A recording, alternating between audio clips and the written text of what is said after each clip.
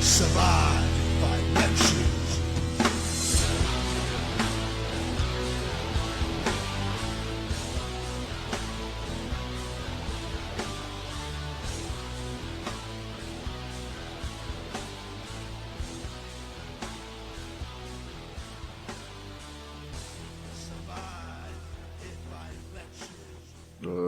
Welcome to Weenie Wrestling, everybody. Wow, that's very energetic. Thanks, pal. Good. I'm Great. good. I'm good. Thanks for asking. What the fuck are you drinking? Some Green Mio Energy. Oh, I couldn't tell.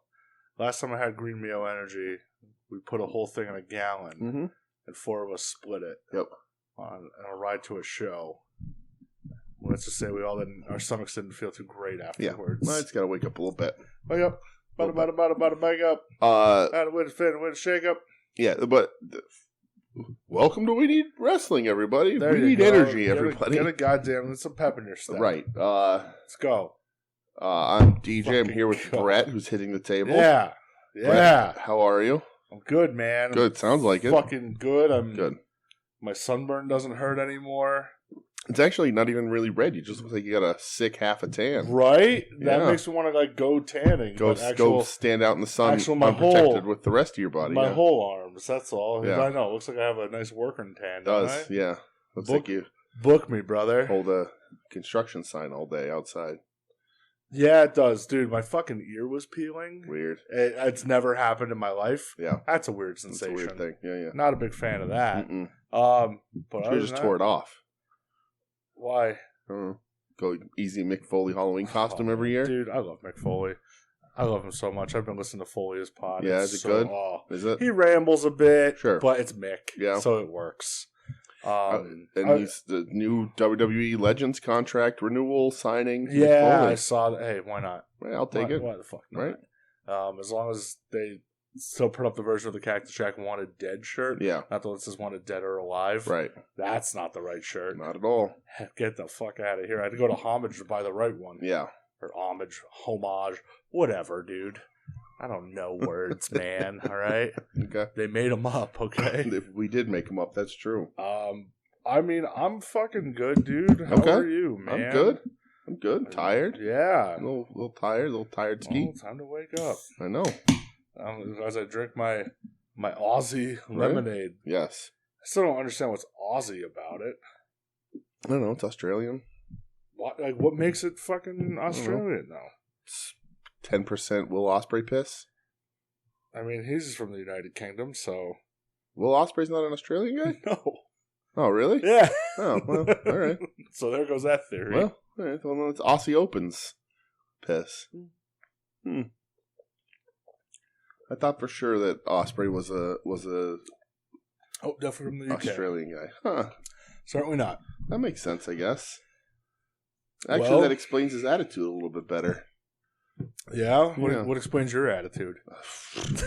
Years and years of disrespect. Causing or giving?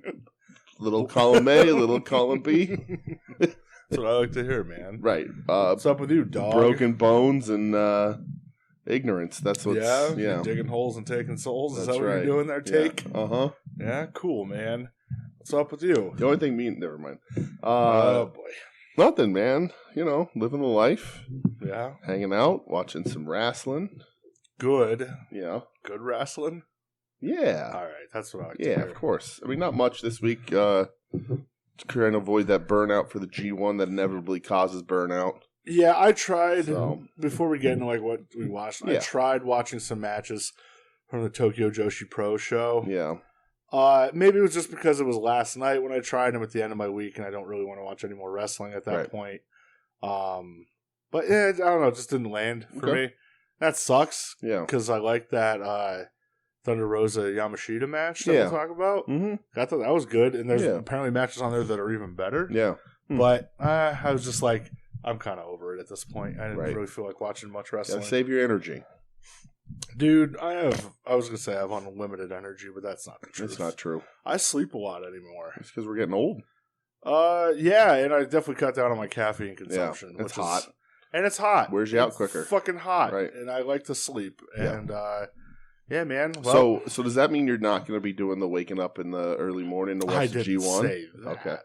Just wondering. I'll probably wake up. We'll see. Okay.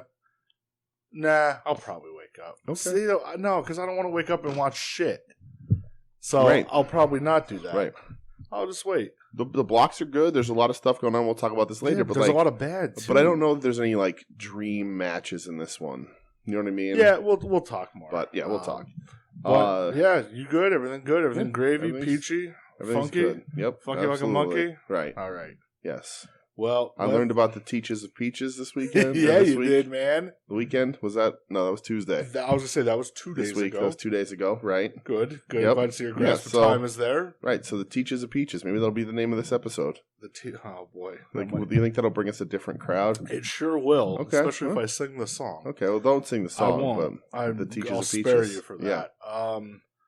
Good. Well, glad. I'm good. Yes. I'm good. Glad You're I'm glad. good. You're Yeah. glad. There Good. you go. I like it. All right. You just want to hop in? I got nothing else. Let's talk some wrestling. 2 feet here. Yeah. Well, as 2 feet in a pair of brown shorts. as is tradition, I don't get that. Yeah. As is tradition, Fridays are news days. The day after we always I was jumping the record. gun. The brown shorts was a reference to Undertaker pooping himself. Oh, there you go. Go ahead. Yeah. So Vince McMahon Mm-hmm. last Friday Yeah. got another Wall Street Journal report came out Mm-hmm. talking about more of his NDAs. Yes. And apparently one was with a former talent who performed an act and then Okay. was demoted when she didn't want it to go any further. Okay. So hey, Sounds about right. Vince McMahon is a dick. Yeah, the news is the news just continues that like shock and awe to everyone. Vince McMahon fucking sucks. Yeah. Oh, a billionaire takes advantage of people in his employ. Who would have thought? Dude, I saw a clip of an interview with Jericho. Yeah. Now this was before this one came out. Okay. Like the most recent one. Was It this just the one like- where Jericho buries China for being a bad worker? No, but I heard Oh. about that. No, this was like when the first allegation came out, and they're like, "Oh, what do you think about that?" He goes, "I don't think he did anything wrong."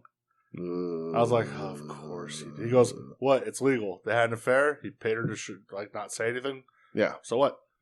Right. He's like, morally, yeah, terrible. Right. Legally, Yeah. yes. And that's like legally. He's Well, fine, nothing's gonna the happen. motions and stuff, maybe that walks a line. Yeah. Crosses a line even, but the morally should be more of the concern, Jericho. We weren't asking you from like fucking. Yeah. We weren't asking you if you passed the bar and if you could try this in court as a and lawyer. that's the way he approached it first. Then he goes, morally, yeah, it's awful. Yeah, we're asking you And then I morally, just go, you fucking I just wanna corrupt be like, son of a "Boy, Are you bitch. speaking from experience, Chris? Right, of course he You is. dirtbag. Right, But yeah, I mean, who knows what's going to happen? Right. I don't know if anything will happen. listen. Honestly. Billionaires have a way in this country and world of having shit slide off of them, so we'll see.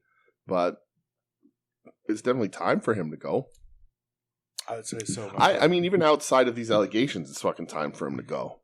So yeah. Well, speaking of, ooh, apparently there's a switch in philosophy within the company. yes, TV product anyway, because a report came out today that yeah, officially, I don't know if it's going to be July. There's conflicting reports of this Monday okay, that it got kind of leaked out there in advance when it shouldn't have. mm-hmm. But if it's true, the company's going back to TV 14. Right. Do we know how long it's been? Probably since 2008, Okay. I'd say. It was after Benoit, Yeah. which I think was, what was that, 2007? Oh, let's talk about being topical this week. Well, Jesus, yeah. We're not going to cover any of that, but No. fucking fools. Oh, just Everyone involved in that. Just, so foolish. So just shut the so fuck up. foolish. But yeah, I think it's been that long since Yeah. they've been TVPG products. So, do you think AEW has any any responsibility for this No. as an influence? No? Nope. You don't think that Vince wants to bleed on TV and do more hardcore No, stuff? Absolutely not. You think Vince wants bra and panty matches again? No. Then what do you think he's going to do with the PG rating? I think Dropping shitskis? Yep, I think they're going to be a little more cussing. Okay. If blood happens, they're not going to be rushing to stop a match during it. Okay. I don't know if there's going to be a lot of intentional blood. Yeah. I did see Cody immediately tweet out the winky face gif when the news came Sure. out. I just think that they're trying something different. Okay. You know, the ratings are what they are. We'll circle back around to this when Natalia versus Liv in a mud pool match, whatever nonsense, evening gown in a mud pool match. I don't think it'll ever get back to that. Okay. I don't. Yeah. Especially with today's society. Yeah. That it won't accept it. You're gonna say you don't think we're ever gonna have Sable with just black handprints over her naked body on a pay-per-view? Nope. With Jacqueline just openly taking off her top. Yep. Okay. No, I don't think it'll ever get there. Right. Are they gonna let Lawler come on TV and say puppies again? No. Okay. I just think it's. And what's the point? No, I I get it. Yeah. I just think. Sure. Yeah. Different direction. Right. I wouldn't even be surprised if they did like an old school like Raw's Warzone. That's how I would do it. You know? It's interesting because when you look at those shows, and maybe SmackDown, maybe they've studied it and did the research, and SmackDown brings the younger crowd. There are a lot of little kids in those audiences. Yeah, there is, but man, I don't know. It's tough because it's like, who's paying the money? Right. You know? Right, but you see a lot of the little kids you see the kids in the video like Mean Mug and Roman Reigns and doing all that stuff, which is fine. Parents may not want to take their 8-year-old to something that's going to be 14. My dad would have. Well, yeah, right. But yeah, it'll be interesting to see if anything happens. You know, a lot of people think, "Oh, it's going to be crazy. It's going to change overnight." No, not with that writing stuff. It'll be really interesting for me to watch Twitter to see if it changes because I ain't watching. Yeah, we'll see. Yeah, I mean, again, there's still some stuff. If I know it's happening, I'll watch. Sure. But yeah, is it just Raw? I don't know. Okay, I don't know if it's just Raw. If it's going to be everything. I know, like NXT. I guess they've been trying to sex it up a bit. Okay. Yeah. Well, with Nikita Lyons and breaking skateboards. SmackDown, who knows? I don't have any faith in Vince if he's still in charge of creative, not going back to like a bra and panties match, but we'll see. I don't think the talent will do it. Yeah. I don't think maybe not. Yeah. I definitely think the group of women that are in that company now wouldn't do it. Yeah, that's what I mean. But I think Vince has gotten his way in the past a lot. Yeah, I just don't see it. I really don't. I don't necessarily believe that like Lita and Trish Stratus wanted to do it either. Yeah. You know what I mean? But we'll see. The culture is a lot different, and maybe people don't have to listen to Vince so much. Yeah. But a lot of the exact same people that were in charge that are in charge now. It's Vince, it's Brucey. I mean, they sent Laurinaitis home. Yeah, I mean, I look at it'll be interesting. But I do look at AEW with them having that TV-14, and they don't do that shit. Well, that's because they're a classy product, and they're not run by a horny 72-year-old man. Pro wrestling and classy never. Well, no, that's right. I meant more along that they're not creatively run by a 72-year-old man with a constant hard-on with $1.5 million NDAs and billions of dollars to throw around. He paid more in NDAs than he did to buy WCW. Sure did. That's insane. Right. I guess news-wise, that's really all I had. I don't have anything else. Do you have anything? No? No. Okay. I don't think so. Well, before we get into like actual wrestling that we watched, yes, the A&E biography series is back. Mm-hmm. So I decided to DVR that, and the first week was about The Undertaker. I don't necessarily care too much like about all the WWF stuff because I already know it. Right. But they did touch a lot on him, like in the territories, which I was shocked by. Like touched on him in USWA. Ole Anderson saying nobody would ever pay $1 to see him wrestle. Yep, they sure touched on that. Ole Anderson, wrong about professional wrestling. Who would have thunk? Yeah, right. Also, legendary curmudgeon. Showed a lot of like Mean Mark stuff. Okay. A lot of the skyscraper stuff. Told a story with like the skyscrapers beating down the Road Warriors and shit, and then Dan Spivey just leaving the next day, being like, "I'm going back to Japan." Right. Did they interview like Spivey? Yeah, Spivey did was they really? Yeah, oh, that's cool. Yeah, Spivey. I like was Spivey so much more than I like Mark. Weird head vein that he has. Yes, right. Yeah, Spivey was in it. Give me Waylon Mercy over Undertaker. 8 times out of 10. 8 times out of 10. You know, they talked about 7 times out of 10. Like the debut and how he was terrified he was going to be the Eggman and show that. Still, man, seeing like that old Undertaker, like the original Taker. Right. I love the original Taker. Yeah. Like it's just I don't know why. I just do. You know, look at the size of that ham hock. Mm-hmm. So I thought it was a good It's not really much you don't know. It's like him sitting down with his mom, which was kind of cool. They tell the story about where they had to hold back his mom from going after Sid Vicious because Sid was talking shit to her in the front row. He's like, "This is your boy," and she goes, "Yeah, I had bruises on my arms the next day," and she said, "Yeah, we were in the car ride home that night, and I was like, I'm never sitting that close again." And she goes, "Yeah." Then Mark turns around and goes, "Trust me, you're not." But yeah, I mean, Undertaker doesn't have a mom.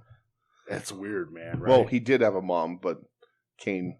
Yeah, well, Paul Bearer had sex with his mother. Right, and then had Kane. And Kane was born. And then Kane burned them all alive. Yeah. And then Kane, for that was his adoptive mother. He was psychological, convincing himself that there was burns all over his body. Right, but there wasn't. There actually wasn't. It was just black makeup on his head and a half-shaved head. They talk about... Wrestling's fucking dumb. It's so insane, right? Yeah. They do talk about, Paul Heyman was the one who got Mark the interview or Taker the interview with Vince. Yeah. Like to be like, he's like, yeah, Heyman's just going, yeah, I breached my WCW contract when I was like, hey, Bruce, I have this guy. They're not doing shit with him. Like, what do you think? Right. And he talks about how Vince didn't want him. He's 6'10" and a half. Do you want him? Yeah. Well, he said, Vince didn't want him at first. He's like, nah, they talk about, I think it was a bash on a Sunday, and he had a match against Luger as Mean Mark. Yeah. And this was just like, oh, it's just another big guy. Right. I don't need that. Well, and in a way, he's not wrong, right? So I like the Skyscrapers, but again, they're just in one way or another a ripoff of the Road Warriors or whoever. They're just big guys. They do big guy moves, same big guy moves. They're not doing anything special. Mean Mark didn't have a great look. He was big, but he's also a bright red head with beady eyes. There's nothing pasty white. He's just big, but he can move. Right. And he's just in chaps and a vest and whatever. So I get it. Yeah. But you come up with a good enough idea for that guy, and he has a 50-year career doing 5 moves, and eventually throwing lightning from his fingertips, and then going to Saudi Arabia to ruin his image. So Squisher, yeah, but yeah, it was. Again, it wasn't really anything you don't know, that hasn't come out in the last couple of years. Yeah, but I was surprised how much they actually focused on. Well, and Taker doesn't seem like a guy they have to lie so much about. They're doing a Hogan one, right? Or did they already? No, they're not doing a Hogan one. I don't know if they did one or not. Because, that would just be 1.5 million lies. They're doing, I think they're finally just going to release the Luger one that they were supposed to have. Oh, on this? Okay. Yeah, they have a Rey Mysterio one. Okay. I don't know who else. Yeah. The Bellas. Oh, good. Which I was like, oh, skip that. Uh-huh. But yeah, I was I wouldn't be surprised if there was a Randy Orton. Yeah, I don't remember the lineup. Yeah. But as it comes, I'll try to watch them as much as I can because they do a good job on them. Right. Should be an hour-long clip show of Ric Flair. They do the Jimmy Kimmel does the celebrities read mean tweets shit. Yes. They should just do one of Ric Flair reacting to every time a wrestler other than him calls themselves a legend and he has a fucking coronary. Oh, well... He's going to have more than that in the ring, I'm sure. He sure is. And then they started a new series that airs right after this called Rivals. Mm-hmm. Well, it's an hour long. They kind of have, the talking head interviews, but they also have a little bit of a round table, too. Okay. The head of the round table is Freddie Prinze Jr. Well, he used to be a writer. I know, it's just weird to see it. Uh-huh. So this if you don't know the name, you would everyone out there in podcast land would know him as Fred from the live-action Scooby-Doo. That is true. Yeah. So the talking head or the round table, this was for Bret Hart, Shawn Michaels. Okay, yes. A tale you've heard 100 times. 1.5 million times. They had Tamina. Okay. Which was interesting. Okay. Kofi. Yeah. Kevin Nash. Okay. I can't remember who else. Oh, JBL. So a guy who was there kind of towards the end. A guy who was there for most of it. Yeah. A guy, Kofi, who just watched it probably as a kid growing up, and then the daughter of a murderer. Yeah. Jesus. Allegedly, yes. Yeah. Well, Kofi, he didn't really talk much. Sure.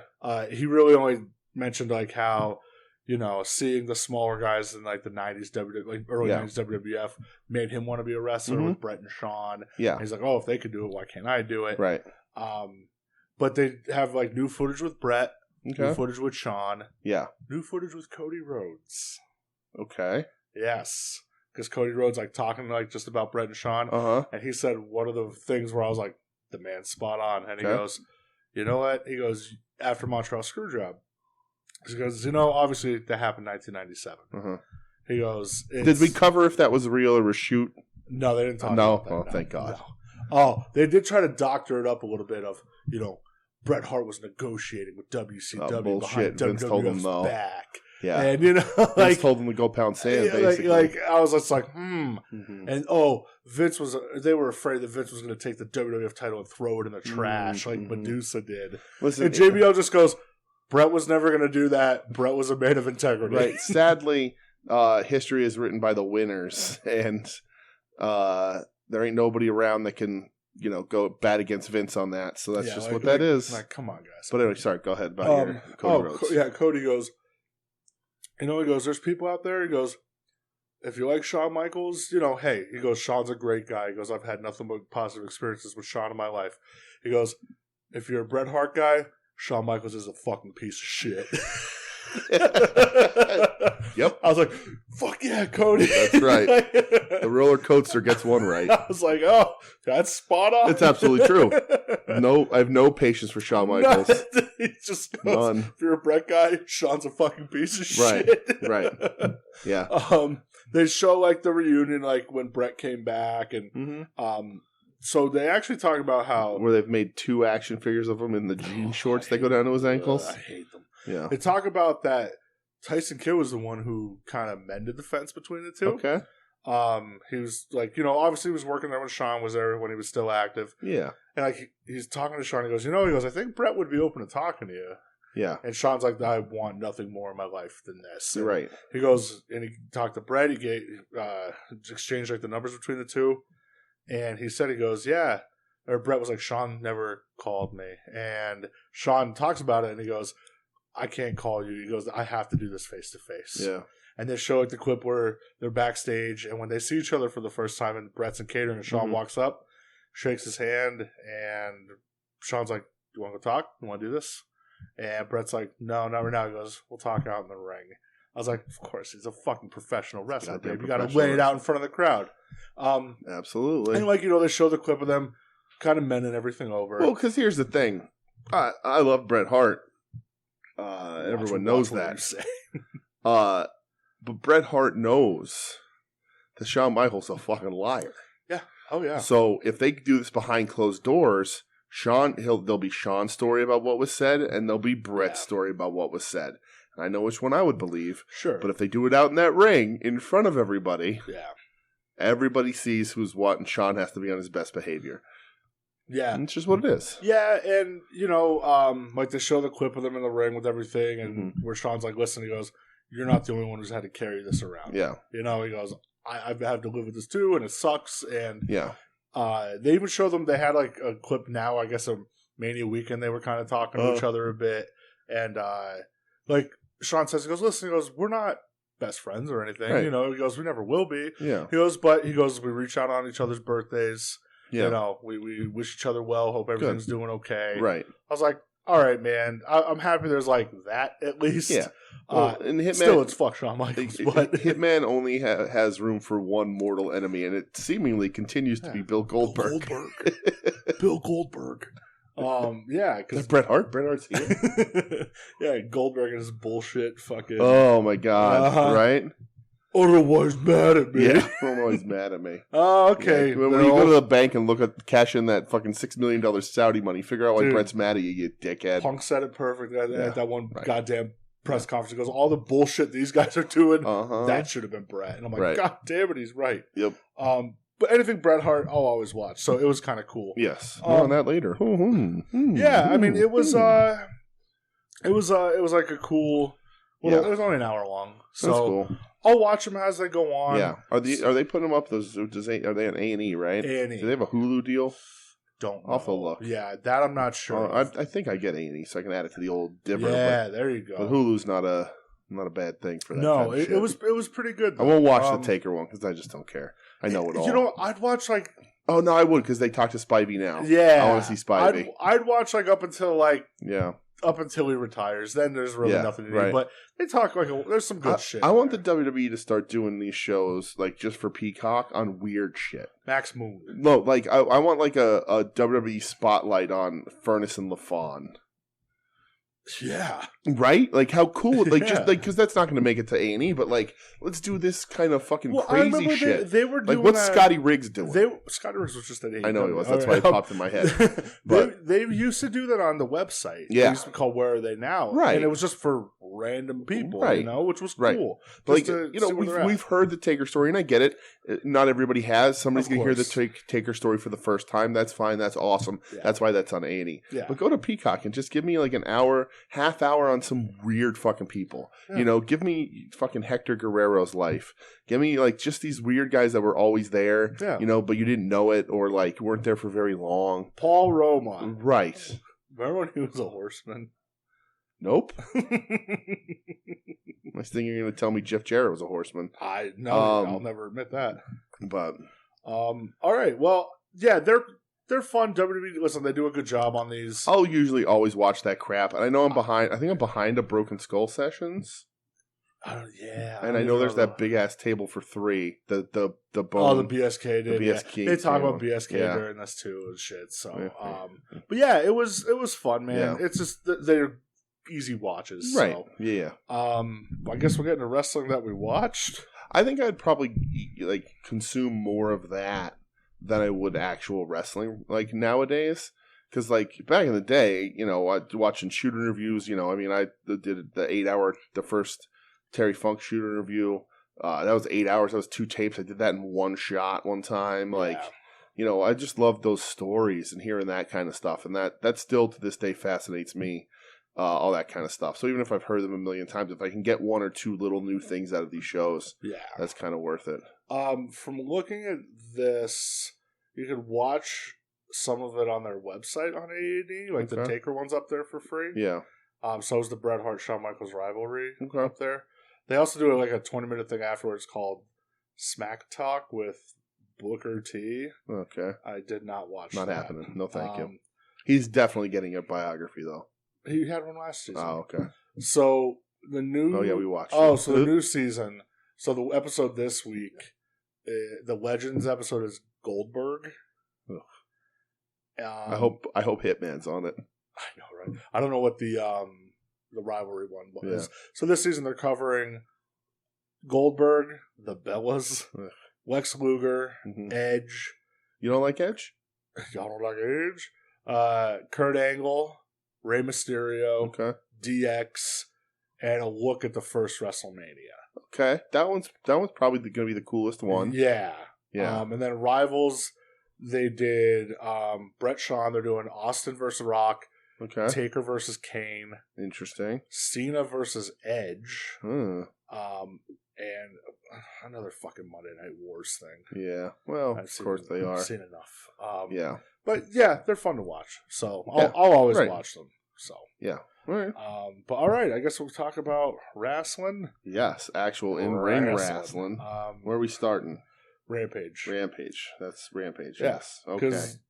Literally, all right. So this is like all we watched this week is AEW. I watched a little extra than you, but yes. Okay. Yeah. But the only new stuff was AEW. Sure. Yeah. Well, here then, talk about what you watched then, if you want to, before we get into You want to talk about when we talk about that now? Yeah, you might as well. Okay. So similar to what you said, the 11th of July was the 20. No, I can't do math. 94. What's that? Is that 28 years? 94, 2004, 2014, 28 years. You're right, yeah. Thanks, buddy. Of Raw, it was regarded as one of, if not the best match in the history of Raw. Bret the Hitman Hart versus the 1-2-3 Kid. Waltman says it's his best match of his career. Right. This is Waltman. Still in the hot streak, but a few months removed from the win over Razor. Isn't this like from like Bushkill? This is at the Fernwood Resort. How fucking sad is it that like all this shit happened there? I was 9 years old and my parents didn't take me to wrestling, and it upsets the shit out of me. That hurts. So I just wanted to watch this. Of course, I've seen it before, but I love Waltman. It's a great match. Waltman is one of the most underrated dudes to me. Waltman is a guy who obviously has had his issues, but he's also a dude who's like still under 50. Could easily be out there doing this shit somewhere. But he was a couple months ago. Right. And he got hurt. So we got Jim Ross returning, Macho Man with him on commentary. Macho Man welcomes him back, so it's like his first Raw commentating, like on his return to the company, which then he is there for the next 20 years, 25 years, whatever. So it opens up with a promo from Hitman talking about passing the torch to younger stars. In 94. 94, right? So I looked this up. Hitman's 37 years old here. Yeah. Well, so he was like probably in the WWF since 85. Right. So yeah. So he's 37 years old. Waltman's 22. He also mentions 1, 2, 3 Kid and Jeff Jarrett as the younger generation he wants to pass things on to. But welcomes him. He's champion here. He wants to welcome a match from the 1, 2, 3 Kid because he thinks he's one of the best workers in the world, size or not. So he's talking about that, which is crazy. And then you think about that, he's 37 here. He's 40 years old in 97 when he has arguably the best year of any professional wrestler ever. I still say it's like the most entertaining year. You know, you look at some of the guys out there and, you know, people say, you know, AEW is a pretty old roster. You know, Keith Lee just did that promo and said, you know, he's like 37 or whatever, 36. It's like, oh man, Hitman was firing on all cylinders in the mid-90s. So, yeah. Really good up until the kick in the head. So, so it's a great match. You know it. Punk and Bald FTR just ripped it off, homaged it in the match. All that sort of the arm drag with the little head tilt, all that kind of shit. Brett gets a 3 count early in, well not early in, but like gets a 3 count. But Kid's foot is on the rope and the ref calls it, and Brett's like, "I'm not winning that way. You know that's not fair." Because he's a fighting champion, right. With a man with integrity. Timmy White comes out to reverse the decision. Says, that reminded me, the beginning of the Taker documentary was him showing up at WrestleMania this year, and Tim White was there. That made me sad. Yeah. Go ahead. So Timmy White comes out, talks to Brett. Like at Brett's behest, the match is continuing. Kid almost gets a couple wins on Brett here. The crowd's going fucking crazy. The finish is the drop kick. Kid climbs the rope, tries to hit him with the missile drop kick, and Hitman catches him and gives him the sharpshooter. Yep. Killer fucking match. If you haven't seen it, watch it. It's July 11th. It's on Peacock. 1994. It's like the second year of Raw. Yeah. It's only the whole show's only an hour long. Back when Raws were only an hour. Right. They're in this tiny fucking place. There's an Ico Pro commercial that they didn't cut out. You're damn right. With Luger. So, but I ended up watching this whole show because this is what opens the show. Is this match and this little Hitman thing. Rocket and Anvil are involved because they're heel. And, you know, Brett, like, says some things about Anvil later on, like, all that kind of shit. This was leading up to SummerSlam. Right. Which was Owen, Brett in the cage? Yeah, I think so. But, and, like, you know, you said, like, a lot of people looked at Brett and Shawn were like, oh, these smaller guys. You know, and Brett's probably 6 foot or whatever, but he's not 6'8". Kid's not that much smaller than him, thinner, little, you know, leaner. But man, Waltman should have been made man after this run. And Waltman had a great career. He was employed from like a year before this, straight through WCW, back in the E for a while, had runs, you know, all that sort of shit. He was employed for a long time. A long time. He had a great career. Nobody's denying that. He finally got in the Hall of Fame. Nobody's denying he didn't have a great career, but he should have been a made man after this run of matches because he beat everybody that fucking mattered. Yeah. You know, or came close, you know, like Hitman and him hug after this. Like, this is like, Hitman's like, you know, this is, who are you to doubt 1, 2, 3 Kid? You know what I mean? Come on, man. A couple months later, as our boys in Final Wrestling Place pointed out, he got a tag title run with Thurman Sparky Plug. Right. Every time Mark said that this week, I died. Yeah, and again, I say it all the time, but like, Waltman is such a great professional wrestler. It's fucking insane. Yeah. Anyway, I watched the rest of this Raw, and it's fucking wild. Oh, boy. Okay? So the next match is a squash match with Kona Crush, heel Kona Crush, managed by Mr. Fuji. So because of this, the crowd is chanting USA, USA. Who's Crush's opponent? Crush's opponent is Matt Hardy. I've seen that, yeah. It's like young. He like does like the power chest flex. He's got the short hair. This is probably when he lied and he was only like 16 or whatever. Yep. Squished.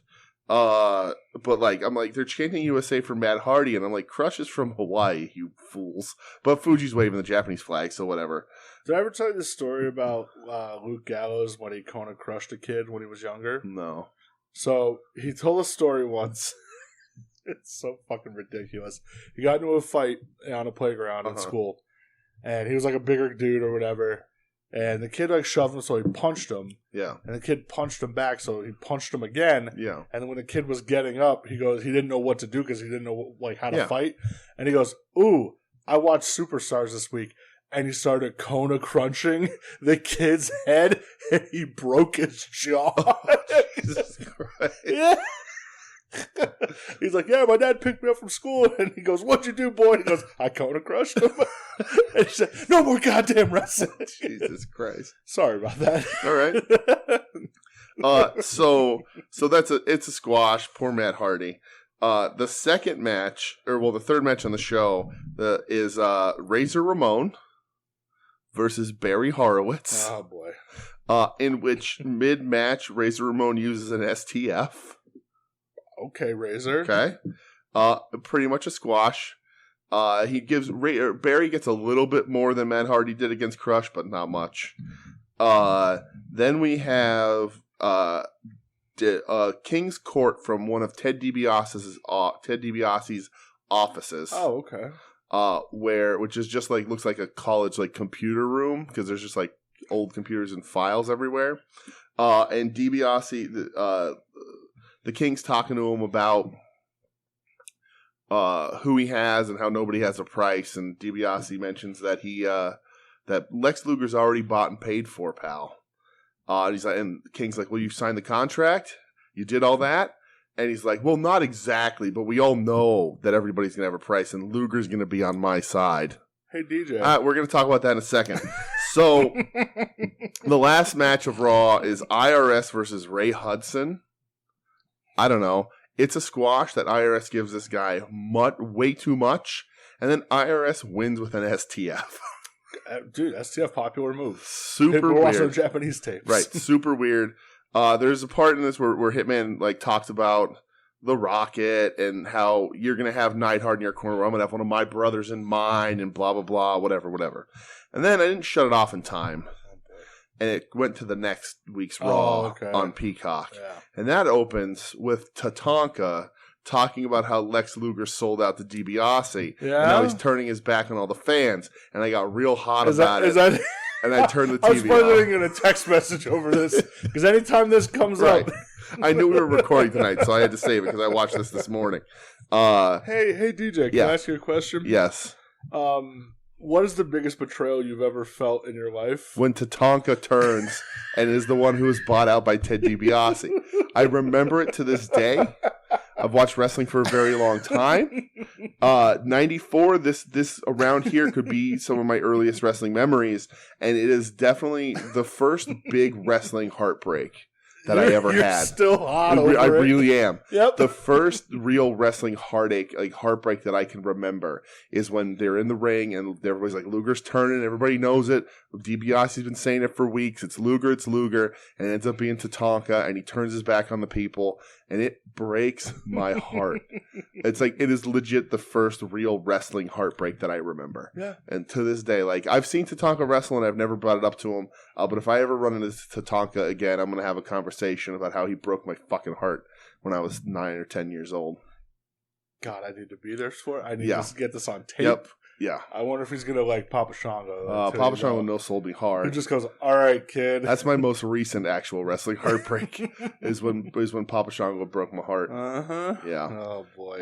By no selling me. But yeah, that was a fun little episode of Raw. Yeah. It's funny to see Raw like that where it's just one big match and then 3 squashes that's it. It's great. There's no main event. The main event's on first. Yeah. So I miss when Raw was only an hour looks long. a lot like Rampage. Rampage has some more competitive matches, but putting the feature up first, and then So, well, speaking of Rampage, yes, let's talk about it. Okay. Oh wait, don't we want to talk about the stuff from Dark, or did you not watch that? Well, Rampage happened. Rampage happened Friday. You're right. Yeah. You're right. So Rampage kicked off with a main event to me. Exactly. Eddie Kingston versus Konesuke. I will never fucking pronounce it. Takeshita. I just call him Takeshita. I should fucking learn. Yeah. Konesuke. Takeshita.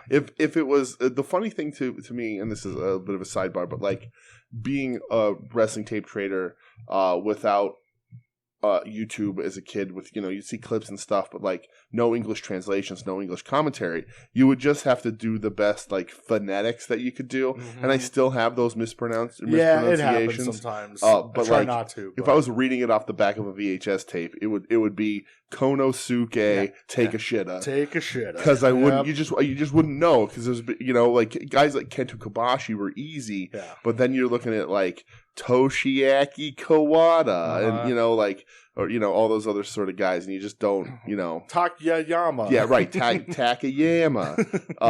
So it's just funny. Now you have this like wide open resource, which I love. It's awesome. It's so good.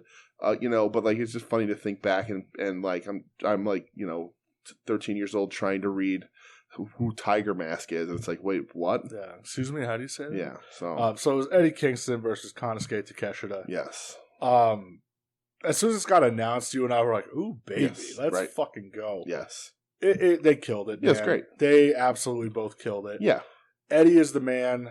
Takeshita's the man. Takeshita, we've said this when they first got him over, and then seeing him a couple times on TV, like, he's a star. He's bigger than you think he is. Like he's a much larger dude than you think. Yeah. And he's 10 years in the business, so he's got plenty of experience. They like to bring up every time he's on TV that he wrestled Tenryu, which is funny.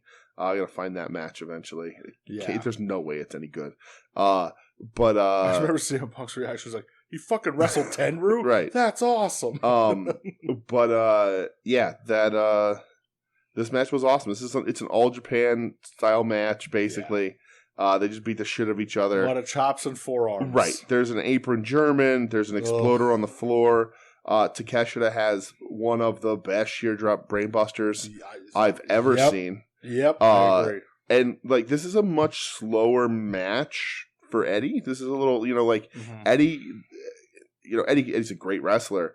But like when Eddie hates you, like he tells the story in the ring that he can't wait. He's like a rabid dog who gets off the chain. Like he's coming for you, and you have to survive him. This is a much slower paced, methodical. Like I don't hate Takeshita. No, I just need to out wrestle him. So they have like a slower match. The end when Takeshita no sells the half and half, it snaps into All Japan finishing sequence overdrive. Super strong style King's Road shit. Right. And it's a crazy finishing sequence. And if you've ever watched that 90s All Japan stuff, sometimes some of the matches get a little bit of a reputation for starting hot, being slow in the middle, and being crazy batshit at the end. Yeah. And that's what this one does. Head up. Right. So this kicks off a theme for AEW this week of them getting the best out of, I don't know how to put this, maximizing the wrestlers in matches, regardless on if they're supposed to be a good guy or a bad guy. Right. There's two good guys here. Yes. They both come out looking even better. Did you see the little clip backstage of Emi Sakura interviewing Kingston and Takeshita together? No. Yeah. Okay. And he, Kingston's very respectful and stuff, and he's just like, he's like, thank you. Mm-hmm. Like, you are amazing. Yeah. Thank you for the fight. And he goes, I want Akiyama. Go back and get me Akiyama. Right. And Takeshi's just like, okay, I will. So that was nice. Yeah. So Forbidden Door 2. Fuck that. Do it on our Dynamite and do it in your backyard. Right, I don't care. We'll set up a ring. Yeah. You do it on the deck. Go through it. I don't care. That'd be sick. So next you have the little ROH injection of Titty Blanchard Enterprises. Yeah, we got an Athena and Stat promo that I don't know what they're doing. Are they hurt? I don't know. Why aren't they wrestling? Don't know. Why? You're hyping both of them to be in a big program against Jade, but they're not in the ring, so nobody's going to give a shit. It's weird. They should be in matches every week, separately, together. I don't care. Once again, this women's division is a mess. And then you get a little Hook hype package. Yeah, what's that? Weird. Whatever. I don't know what they're doing with Hook. I don't think they know. Yeah, right it's now. a weird, like, the Danhausen thing seems to be done. Right. So, Inexperienced guy, over his shit, but, like, can't actually do much yet, so. Yeah, so. But, yeah, but then we get the Titty Blanchard Enterprises. The Gates of Agony, which is, I'm sorry, it's a horrible name. Is it as bad as Swerve and Our Glory? They're both pretty bad. They're both pretty bad. I just, when I see this, I'm like, oh, you guys, Authors of Pain was already taken, right? Yeah, this, I don't know. Yeah, against Jonathan Gresham and Lee Moriarty. Yeah. And Gresham turns on Lee Moriarty by not taking the tag and then laughing with Tully. I don't know. Appreciate that they're doing so much because they do it later too, to hype the Ring of Honor show. I appreciate that Tony Khan is like, I bought this thing, I want to get this thing going, I'm going to use my airtime to get it over. Sure. Is Gates of Agony versus Gresham and Moriarty the right way? I don't necessarily know. But we'll see. But that's a silly name. I do like the fake tag and he walks away. But yeah, but then this isn't even on the upcoming pay-per-view. This isn't on Death? No, I'm pretty sure Gresham Moriarty's on this week's Rampage. Oh, really? I'm almost positive. Let me confirm this real quick. So then what are they doing with Gresham at the pay-per-view? If it was up to me, brother, I'd say Gresham versus Takeshita to make Takeshita the champ. But that's not a bad idea. Yeah, it's Gresham versus Moriarty on Rampage for the ROH title. Okay. I guess. Okay.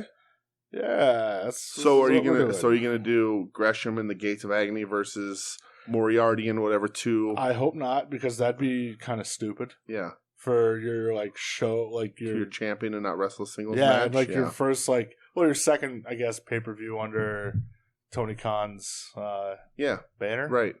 So who knows what they'll do, because that's only in a couple weeks. I thought this was the pay-per-view, but okay. Nope. All right. I mean, I'm sure it'll be a good match. It will be, but it's weird. Yeah. Weird. I thought this was just what was going to carry over to the pay-per-view. Yeah. Okay. It's weird. Right. So they announced on next week's Dynamite. Yeah. Not this upcoming one that we just watched, but the following week. Mm-hmm. Fighter Fest Night 3 or whatever. Eddie Kingston, Chris Jericho in a goddamn barbed wire death match. Yeah. So Kingston cuts the promo here, says, tell Akiyama I said hello. Yes. The line I like the best out of this is where he said to Jericho, he said, every drop of blood is a sin. Mm-hmm. Yeah, this is, whatever. Does it need to happen? No. Should it was Blood and Guts enough to end this feud? Absolutely. Should have been. But are you giving me a match that's hopefully going to be fucking crazy? And gets listen, the only way this goes massively, massively wrong is if Jericho wins. If Jericho wins, yeah. If Jericho wins, this is dog shit, and Jericho at the end of the day was like, no, I want my win. Yeah, Jericho win. And got the blood and guts and whatever, and Jericho's like, I want my win. Yeah. That'll be shitty. Yeah, that will suck. But I hope Eddie gets the win, and then Eddie again keeps moving up and up a little bit, and working his way towards a title fucking somewhere. Yeah. Well, but we'll see. A lot of I don't know where this is going to go. AEW is limping injury wise. Lots of top guys still out. Mox ain't losing that title before Punk. No, it'll be Mox Punk. But if you aren't setting up Eddie Punk again with the title, I think you're wrong. I think you could probably move on, still pull the trigger and move on to Claudio. Yeah, but are you going to have Punk just beat Eddie again? I don't know. That's the problem. Because you can't just take the belt off Punk, you know? But Eddie Wardlow isn't going to fucking work. No. So you got to figure something out. What do you do with Eddie? Yeah. He's got to go somewhere, because with your injuries, he's number 2, 3 babyface in the company. No injury. If everybody was back healthy, he's 4 or 5 or 6 babyface in the company, maybe. Maybe higher. Maybe there's not even that many top baby faces. But right now, it's he's untouchable, under Mox. Yeah, and maybe one other guy. Maybe. Yeah. Kenny back bumps him down, but I don't know that Kenny's ever gonna fucking come back. I don't know. So yeah, we'll see. We'll see. But yeah, I think you gotta figure out what you're doing. Yeah. Eddie. Lots of arguments can be made, but yeah, there's a lot of ways you can right. go. You gotta start moving Eddie somewhere. So next I have the Serena D. Mercedes Martinez squash of 2 J-Brones. Yeah. Mm-hmm. And then D, I don't know, is it a turn on Mercedes? Not really, because I guess they've been positioning them as the teammates that don't get along, that want to show each other up. Right. So is it not a turn? I don't know, but they're getting... well, they're wrestling each other at the pay-per-view. Well, after this happened, they announced it that they're going to be at Death Before Dishonor for the women's title. Sure. All right, that's a match. Keep them there. Yep. Main event, Orange Cassidy versus Tony Nese. Yes. That's probably Tony Nese's best match he's had. Right. OC's on a roll. Yes. I love Danhausen playing as a lawyer. Him punching Marky in the groin. Mm-hmm. People loved it. Right. But I actually thought this was pretty good. Yeah, that was a really good match. Yeah. I do think it's been Nese's best showing so far. Yeah. Nese is nice to see OC just back in the swing of things. Yeah. Too. Nese isn't a guy that I think has like the it factor or anything. Me neither. Good look, capable in the ring, athletic as hell. Good hand. Right. But like no connectability on a large scale with an audience. If he didn't have Marky, he'd be dead. Right. And even with Marky, he was one of those when they signed him, I was like, this is a weird sign, but you could use these guys to put on good matches, and like I don't think you're never gonna see him with a title or moving anywhere like that, but he's a good tournament bracket filler who doesn't necessarily isn't automatically a pushover, but always sort of will lose. Yeah. But a guy matched up with OC, it's a great matchup because he can do anything OC needs to do. He's a Rampage guy. Yeah, right. Yeah, right. He's a Rampage. Yeah. Even put him on Dark. Right. He'll have a good winning streak on Dark. It's not that not that he's not a talented enough in the ring. There's no connectivity. Definitely not saying that. It's just I just don't. Yeah, but I thought this was a great matchup for OC. It was a really good match. Yeah, it was a good Rampage. Yeah, for sure. So are we going to kick it old school here, my friend? Kicking it old school. The next thing we watched? Making House Party 2 look like House Party 3, yeah. Or House Party 4. AEW Dark. Yeah, AEW Dark. Because they finally put something on that show that matters. Going back to our roots. Yes.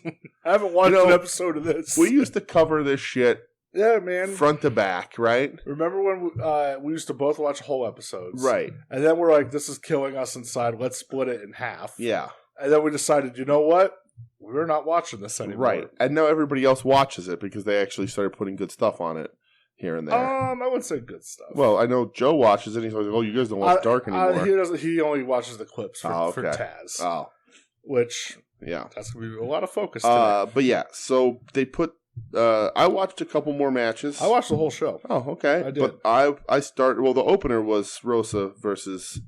Yamashita. Yes. Yamashita. Yes. Maya Yamashita. Whatever. Potato. This was on the Tokyo Joshi Pro Show from Sunday, I believe. Mm-hmm. I believe it was Sunday. It's fucking weird how they're doing these AEW title eliminator matches. Okay. Because they did the same thing on Dynamite with Moxley Takeshita, where if you beat the champ, then you get a title shot against the champ. I remember WCW doing that. I hate that. Yeah. I just, I expressed it a while ago too. I hate it. Yeah. Like, if you beat the champ, then you get it. I just, it's not for me. I don't know. I just don't. Yeah. I don't like it. I get the idea. It doesn't bother me. I think the idea being like, the champ is still going to win no matter what, but you can sneak one every now and then whatever. But it doesn't affect me in any way. It's fine. I don't know. It bothers me. Right. But I thought the match was really good. Yeah. I loved Taz and Excalibur on commentary being like, yeah, that's right, fans, we're over in the Pacific right now. Mm-hmm. Just completely acting like they're there. That made me happy. But yeah, I thought it was good. I've seen a little bit of Yamashita. Yeah. She throws a great spinning back heel kick. There was some cool... Malachi Black was like, yeah, that's better than mine. Yeah, there's some cool takeovers, a takeover kick exchange. Rosa, so a lot of people talking about Rosa, they bring it up on Dynamite with a little we'll talk about jab. that. But here's what I noticed while I was watching this with Thunder Rosa. And again, we've talked about it. I like Thunder Rosa.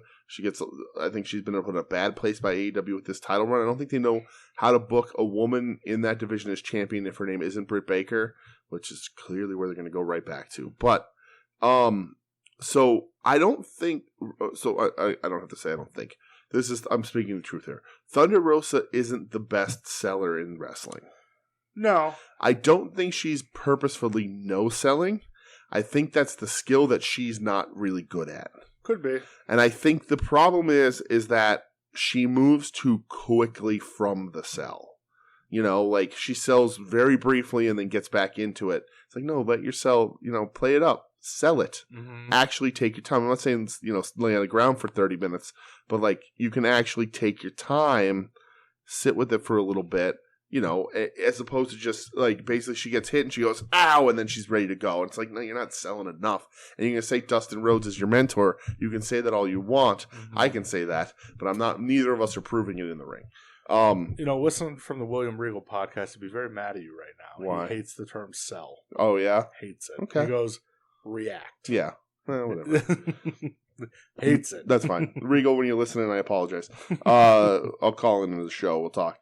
The other thing about Rosa that I mentioned in this is that she's seemingly better. I mean, every wrestler should hate the way we talk because I'm a fucking smart mark and I'm talking about the inside of the fucking business here. But I think Rosa's also better at calling it in the ring as opposed to choreographed or pre-planned spots. But do you know if this was called in the ring? I don't know. I don't know, but I could because this was a much better match than she's been having. Right, but there's sort of a couple of the quote unquote high spots in this match where she stutter steps or looks a little lost or turns a little early, and I'm like, okay, and to me though there was just these little sequences like the kick ducks and all that sort of shit where I'm like, okay, this looks like this was like something they had rehearsed. Mm-hmm.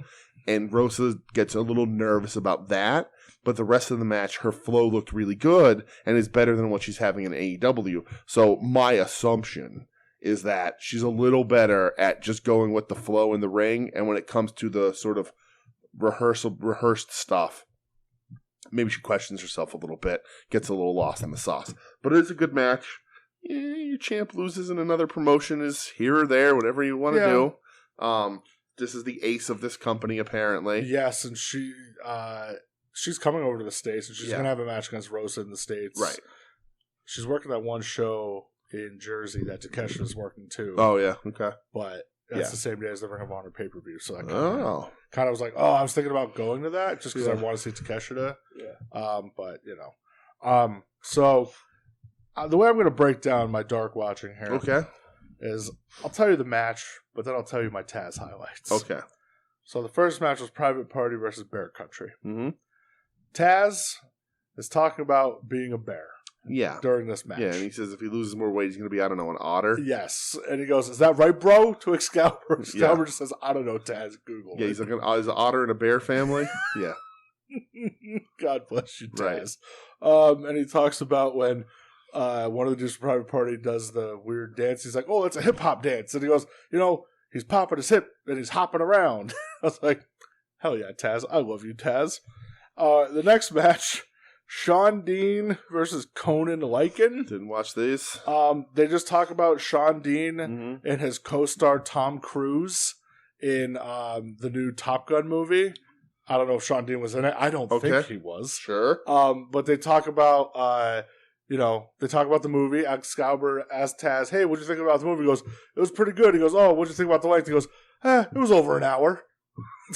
And Excalibur's like, as most movies are. And then he just talks about Sean Dean being a topper of the box office. Okay. And how he's like, yo, Sean Dean, give me Tom Cruise's number, bro. Okay. And then he calls him Tom Cruise Jones, which makes me happy. He didn't really say much in the 3.0 match. That was worth noting. 3.0 just squashed two people. Didn't even take their vests off. I which watched made me that happy. one, yeah. Big Magic yelling, how do you like that? Makes me happy as well. Willow Nightingale had a match against somebody that I don't remember. She just kind of gave her the squash. Mila Moore. Sure. Willow has great entrance music. She does, yes. But yes, otherwise squished. Yeah. Then they had Rohit Raju. Okay. So Rohit Raju, he was in Impact for a while last year. Mm-hmm. Has maybe the worst fucking nickname I've ever heard. And I've said it to you once on this show. The mocha-skinned manimal. That's It's real bad. They said that, and also he's hailing from the sun because his mom said he's one. Just real bad shit, man. Okay. Right. So I guess he's on Dark now. Okay. He's very boring. He does like a rock kind of shtick with the like Versace shirts and I don't know, just nothing about him like sticks out to me. Yeah. Then I watched Angelico versus Logan Easton LaRue. Okay. I don't see Sean Dean listed on the Top Gun Maverick IMDb. Well, that makes me even happier that he's not in the movie. Yeah. Yes, Angelico versus Logan Easton LaRue. I saw this was a match. I did not watch it. Because I saw when I fast forward through, I was like, "Oh, let me see how long it is." And the fact that it was like 2 minutes, I was like, "Okay." Angelico by himself as a singles worker is much better. I've always said that. Sure. Taz, I guess he changed theme music, and Taz is real mad about it. Then Taz during the match is like, Excalibur brings up how Angelico posted a picture with Negro Navarro the other day, saying how they had an intense 3 hours training session on just stand-up grappling. Okay. And he says, Taz, did you see the picture? He goes, I don't know, bro. He goes, let me check. He goes, you know what? I don't follow Angelico on social media, but you know what's even more disrespectful? Angelico doesn't follow me. So he's real offended that Angelico doesn't follow him on social media. And then at the end he goes, you know what? That's it. I'm going to follow him. I'll see if he follows me back, bro. He goes, that's it. I'm tired of this. I'm going to follow these people on social media. And if they don't follow me back, I'm calling them out. Okay. So Taz, very mad about the follow and follow back for social media. All right. The next match was Dante Martin versus El Hijo de Norman the Lunatic. Okay. Taz, he's still mad at Dante Martin for turning his back on Team Taz. As he should be. As he says, forgive but never forget. This guy's going to be hearing from my lawyer, me, and my friends for turning his back on me. Okay. Taz has already said publicly that he doesn't have a suplex left in him, so you don't have to worry about him so much. Dante Martin wins. Are you hoping for the black pants or the gray pants Taz, or hat Taz, or no hat Taz? I would say the chase Taz with the hat. His pants are a different color in the chase too. That's so stupid. Yeah, I should have just done a fucking Luminaries of him in his ECW gear with a fucking towel. Should have done the Tasmaniac with the hair in his face and the orange pumpkin paint. Let's not go there. Main event though. Yes, this is for. I watched this one. This was from over Rev Pro. Certainly was. For the first defense of the AEW All Atlantic Championship. Which Tony Khan has said this is sort of what Pac's going to be doing. Yep. Not going to see him so much on AEW TV. Like, he'll be around for the important stuff, but he's going to be taking international bookings defending this title. Which is smart. Pac versus one Mr. Shooter Shota Umino. Yes. This match is really good.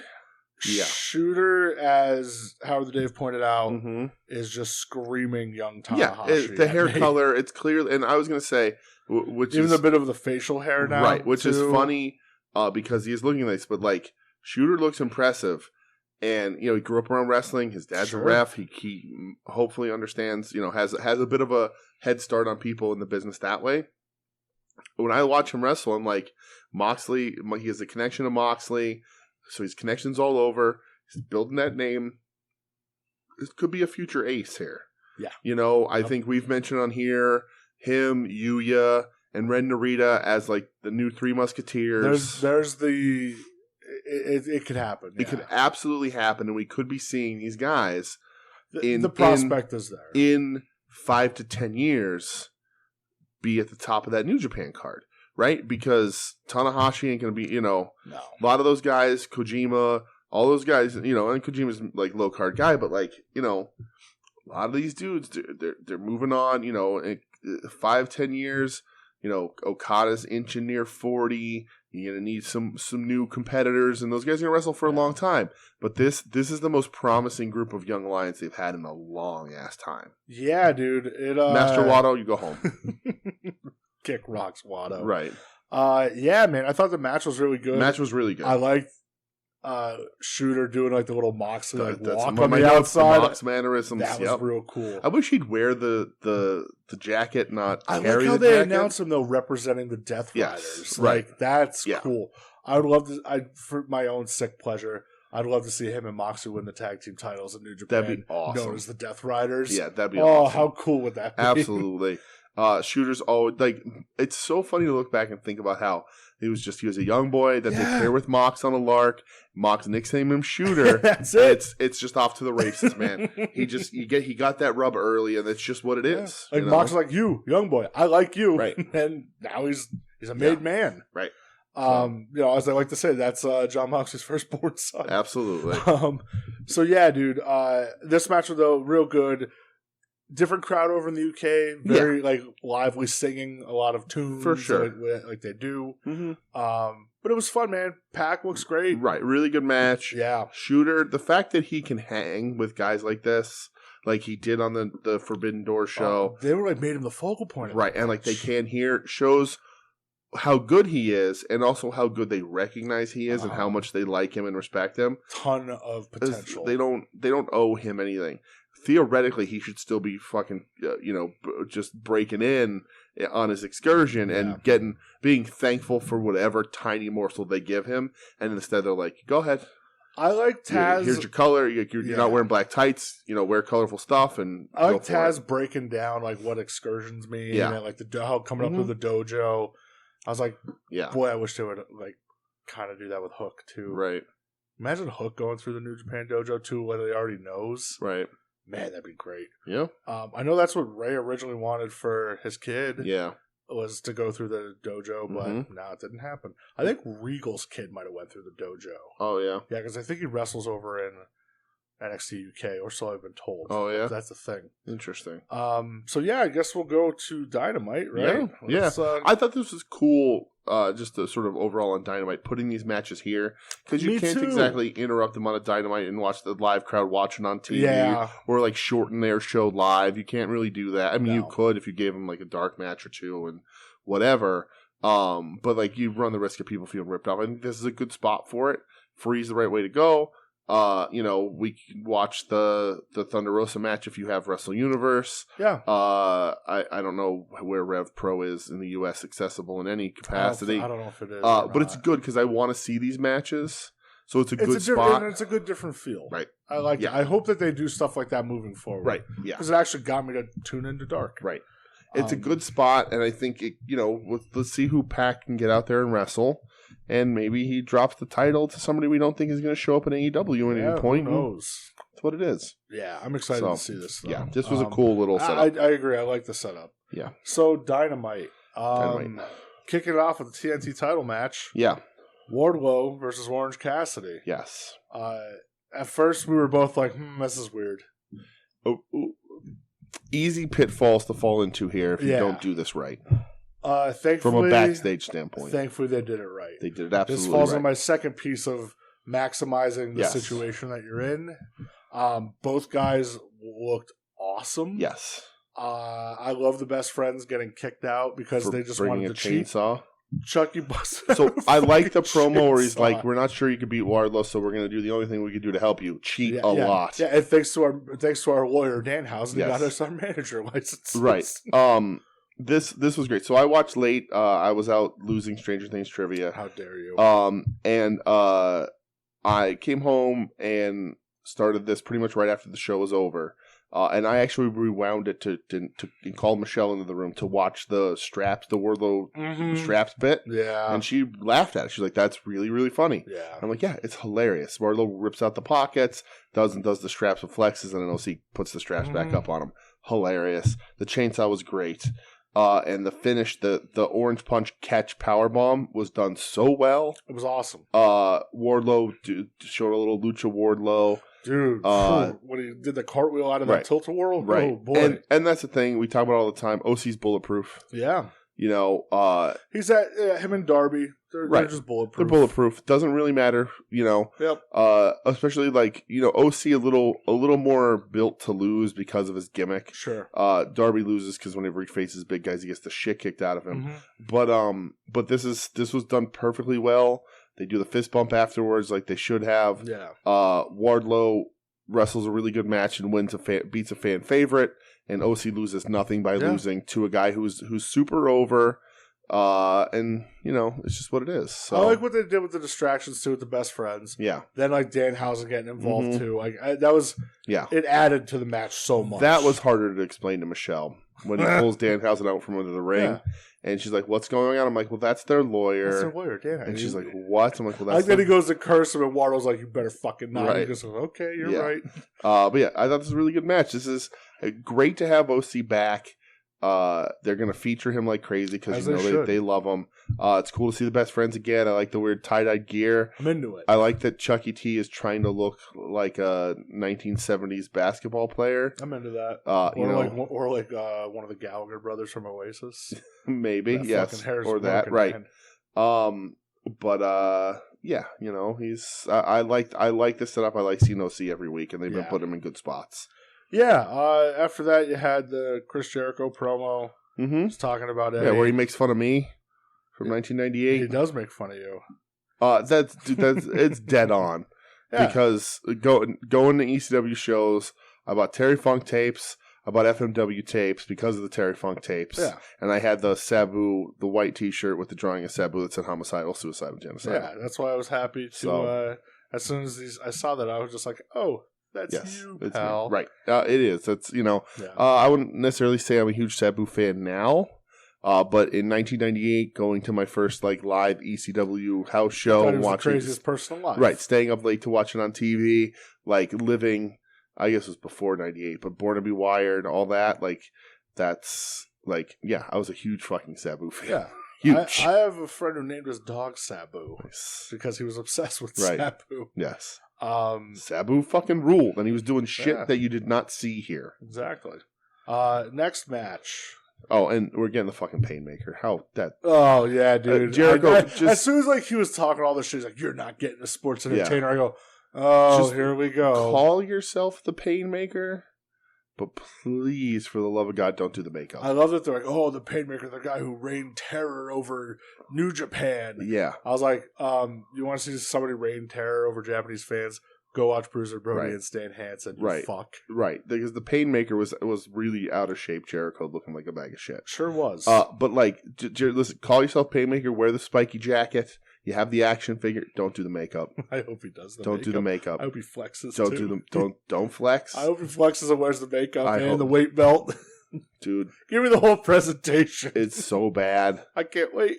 But whatever. I remember, dude, the first time we busted that out in Japan, you and I saw each other that day and we're going, so that's pretty bad, huh? So fucking stupid. Because he was on a rollover in Japan. And then that happened and we're going, oh boy. Okada, you're the Rainmaker. Well, I'm the Painmaker. Oh, God. And then this is where he calls himself like a living legend. Then Jericho or Ric Flair had a fucking coronary. Ric Flair social media people. Which a lot of people speculated was like a setup for it to be Flair Jericho. At Flair's last match. That's not going to happen. I'm pretty sure they actually in real life don't like each other. So, or at least at one point didn't, because I'm sure they both pissed everybody at WCW off at one time or another. I like the story. Like the same interview I was talking about earlier with Jericho. They talked about when he went face to face with Brock Lesnar all those years ago. Yeah. And he's just like, he was fucking killing Randy Orton out there. Nobody would tell me what was going on. He goes, so of course I'm going to get in his face. And he goes, I was in his face and Brock was saying some homophobic terms to me that would get him canceled today. And sure. He's like, I'm just sitting there and I'm going, well, he's going to fucking kill me. He goes, but you know what? I'm going to bite his fucking nose off. There you go. I was like, that's a pro wrestler right there. He goes, cool, you may put me in the ground, but you're going to have to walk around the rest of your life with no fucking nose because I bit it off. That's right. I was like, all right, Jared. The Saigon whore that bit my nose off. What a movie. G7, Street Fighting Man. Woo! You just hit G8. I love that movie. It's so good. All right, so next match. John Moxley versus Konosuke Takeshita. So we got a little King promo where he's like, "Oh, how much time do I got?" He gets 5 minutes and I get nothing. So I don't like that. No, because MJF was doing the same shit like that. I know it's like Eddie Kingston, but I'm like, it doesn't matter who's doing it. I just, even when he said the line, he's like, "Oh yeah, that's my outro line." Yeah, I'm like, I don't know. If one person's doing it and it's a problem, it's going to be a problem for everybody for me. Okay. So, John Moxley versus Konosuke Takeshita. Yes. This was absolutely my goddamn match of the night. Yeah. These two just go out there and have all barn burner. Yeah.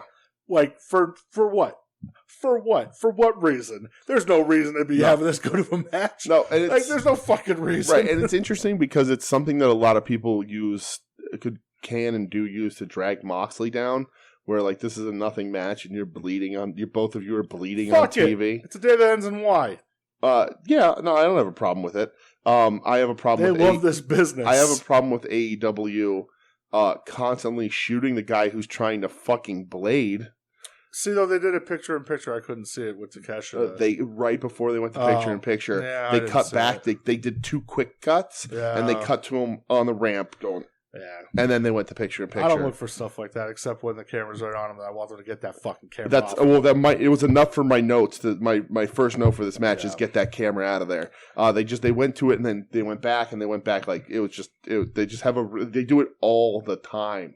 They always cut to the person that's about the gig. I try not to pay attention to that shit. I mean, it just happens on TV. So, but yeah, dude, this match was great.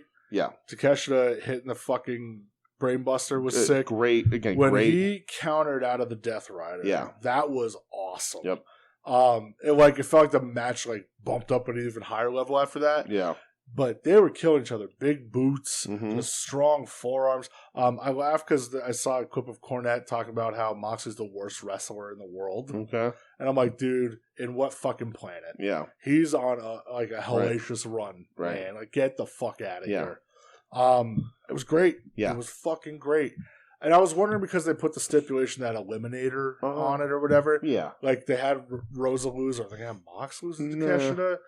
I'm like, maybe they're going to do it, but no. And that's the thing. If you're going to do this gimmick with the Eliminator, you have to throw one out there where the champ does get upset in the match, but this isn't. Mox ain't going to be that guy. Yeah. But keep doing this with Takeshita. Don't take him off TV. No, you can't. He's that good. The crowd's behind him. He looks great in that ring. He's got a great theme. Start moving him up because this could be a guy that should, Here's move up your card. I don't know how long he's over here for. I don't know. Is he going to go back to DDT? Is he just hanging out over here in AEW? I don't know. He's taking a lot of indie bookings. Yeah, a lot, which is great. Right. That's good. Yeah. That's good experience. Right. Get that experience. Right. Plus, Cinnabon is wishing him luck and sending him gift cards. Right. So that rules. Super weird. That's super. He's living the dream. Tom, send Takeshita a gift card, please. Yes. I know you listen.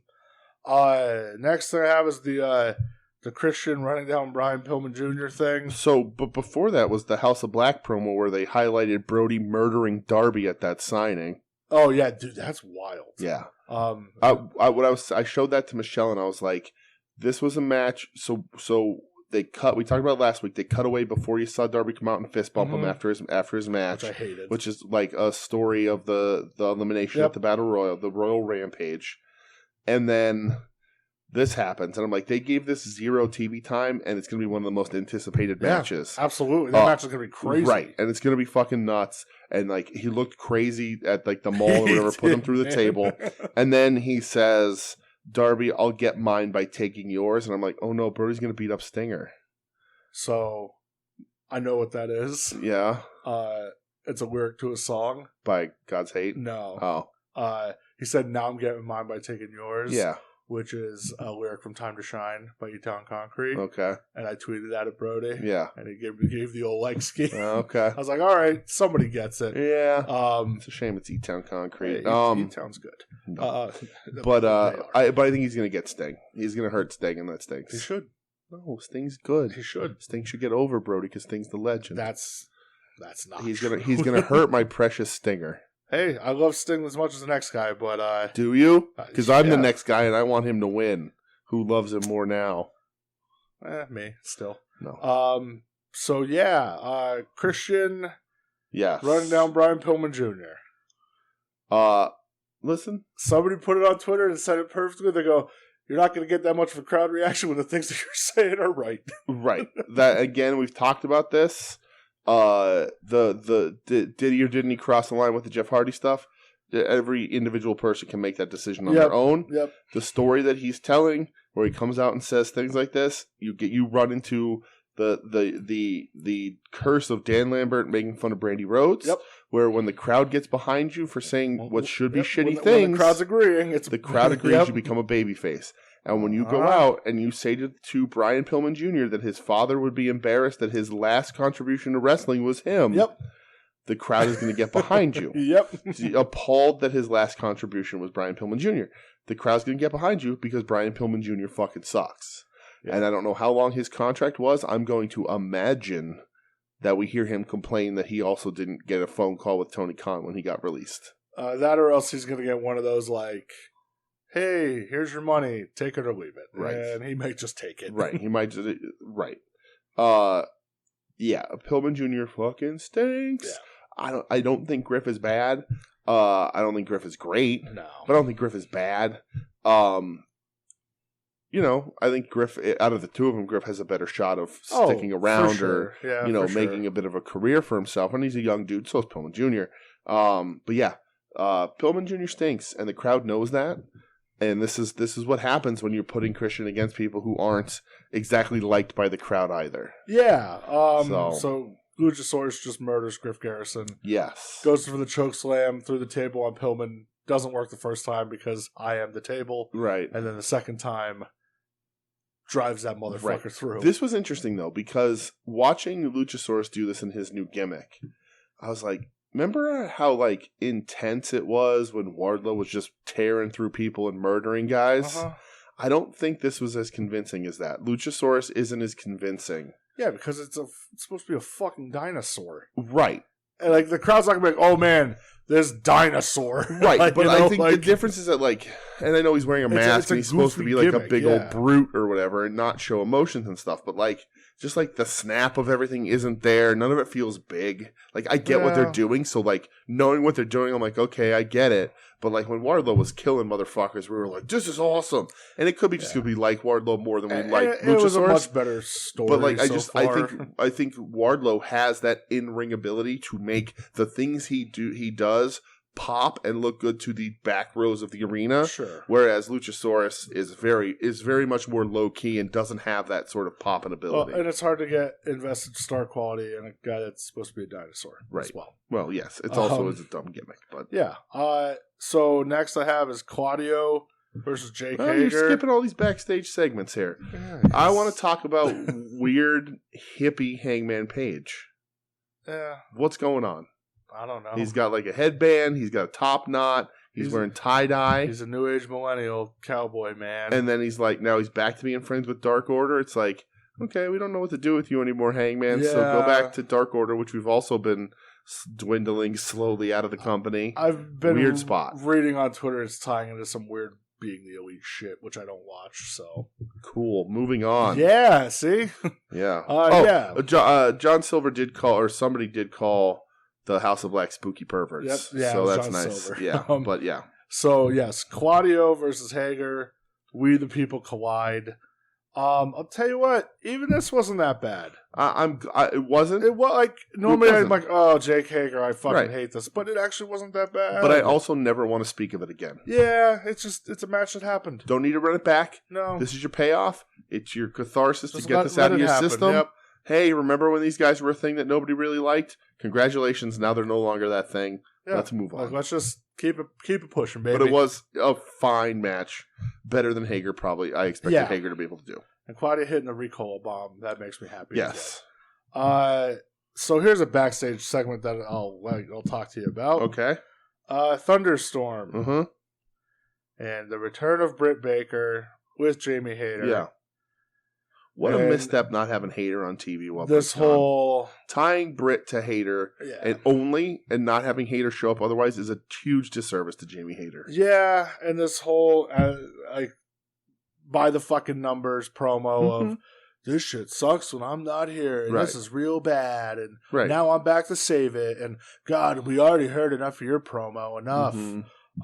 And then fucking what's her face Rebel brings in the sandbag. Yeah. And I'm going, oh my God. Yeah. And she's like, oh, maybe I'll bring a potato next week. And I'm just like, I hate this. I hate this so much.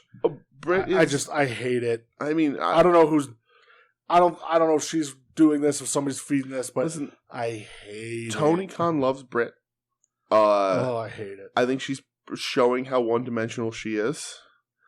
And but she wasn't. But she wasn't. Like, that's the problem. She wasn't. She wasn't at one point, but she is now. So maybe behind the scenes the agents changed or something. I'm like, I don't know who's doing this shit. But this wasn't good. But they are so clearly, to me, putting that belt back on Britt when it comes back around, and they're going to let her have another run with it because Tony Khan books her because he's such a big mark of her. And you like Britt, that's fine. I liked a lot of what some of what Britt has done.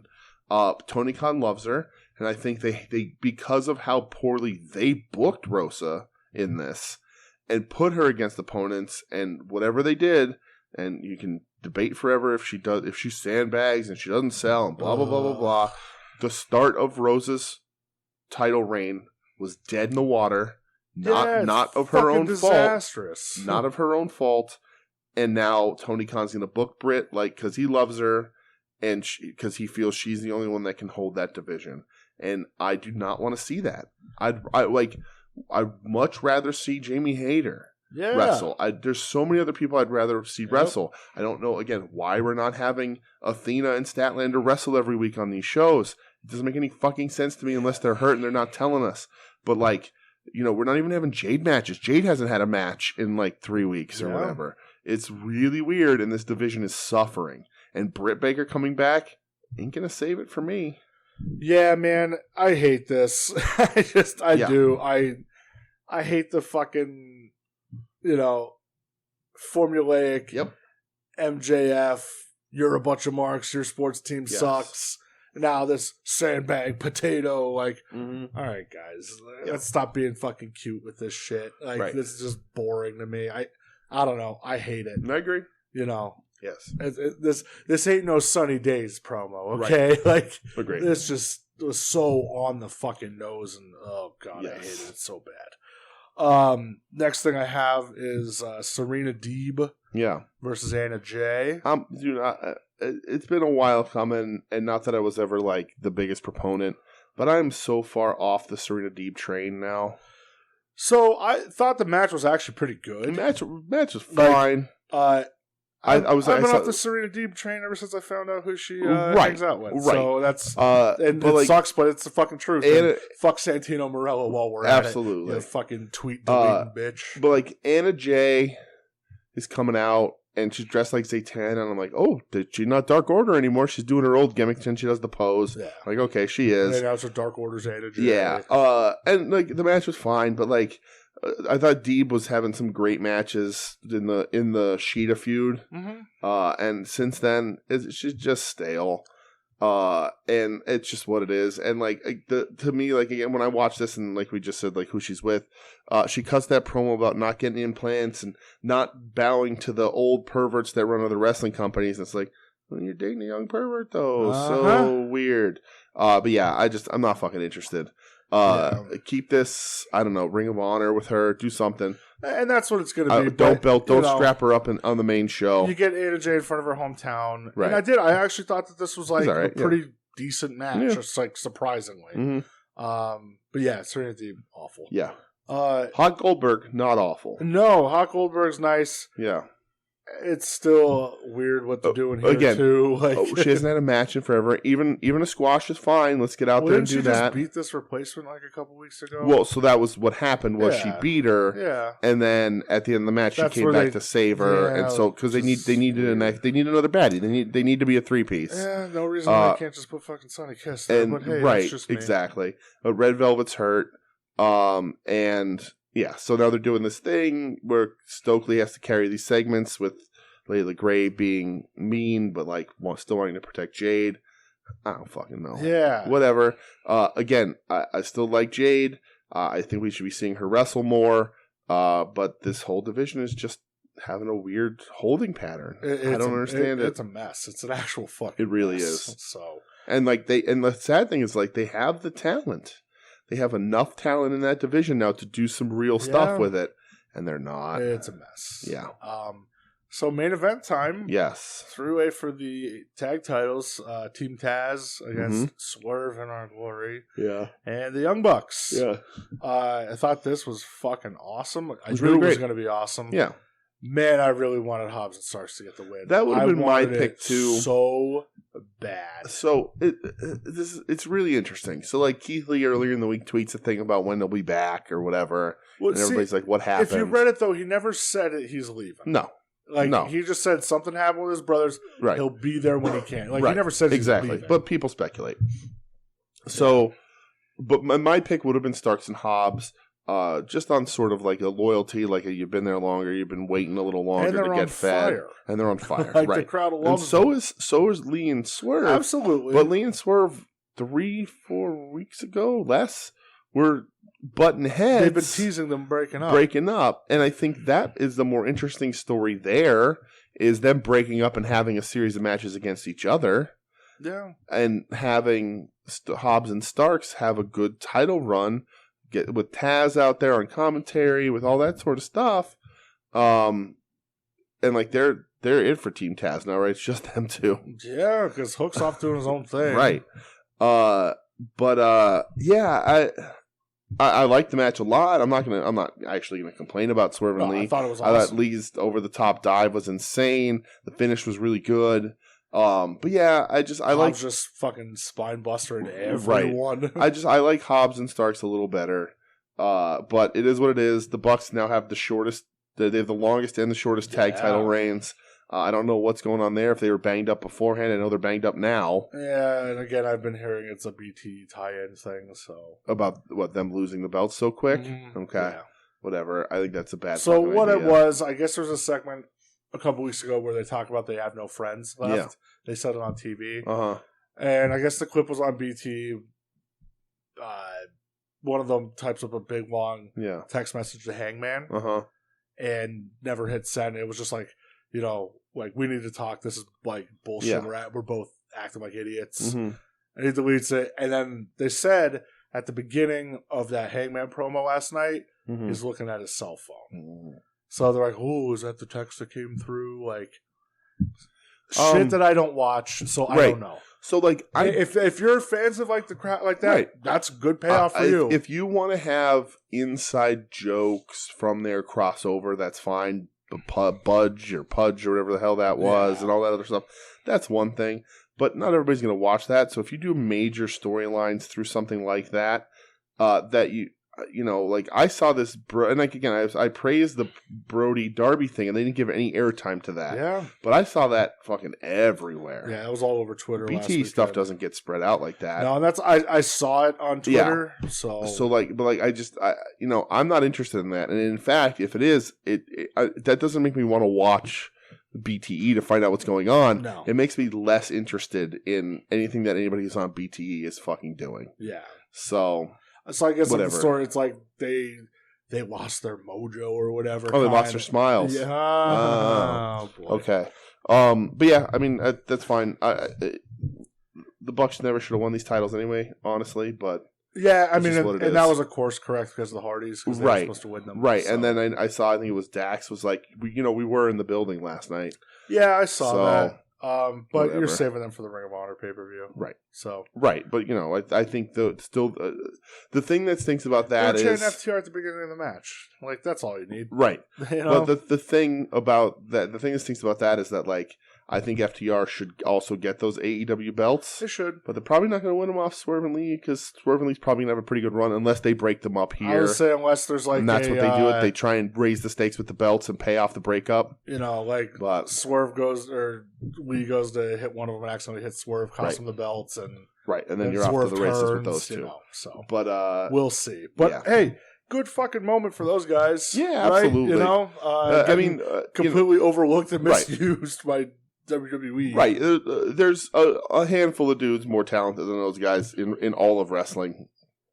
So I'm not actually going to complain about it more than the guys I like better, but they're still deserving. They looked great in the match. I will pick anybody over the Young Bucks to hold those fucking belts. Same. So hopefully they do some cool stuff with it. If they're trying to up the stakes for the heel turn, like for the little dissension in the ranks, then good for you. Let's do that. Yeah. But let's see. Hopefully they have them wrestle some good matches against some cool tag teams, and we get to see what these guys can do against some pretty heavy duty talent. I also too, because I love their finish. Yeah, it's so good. Yeah.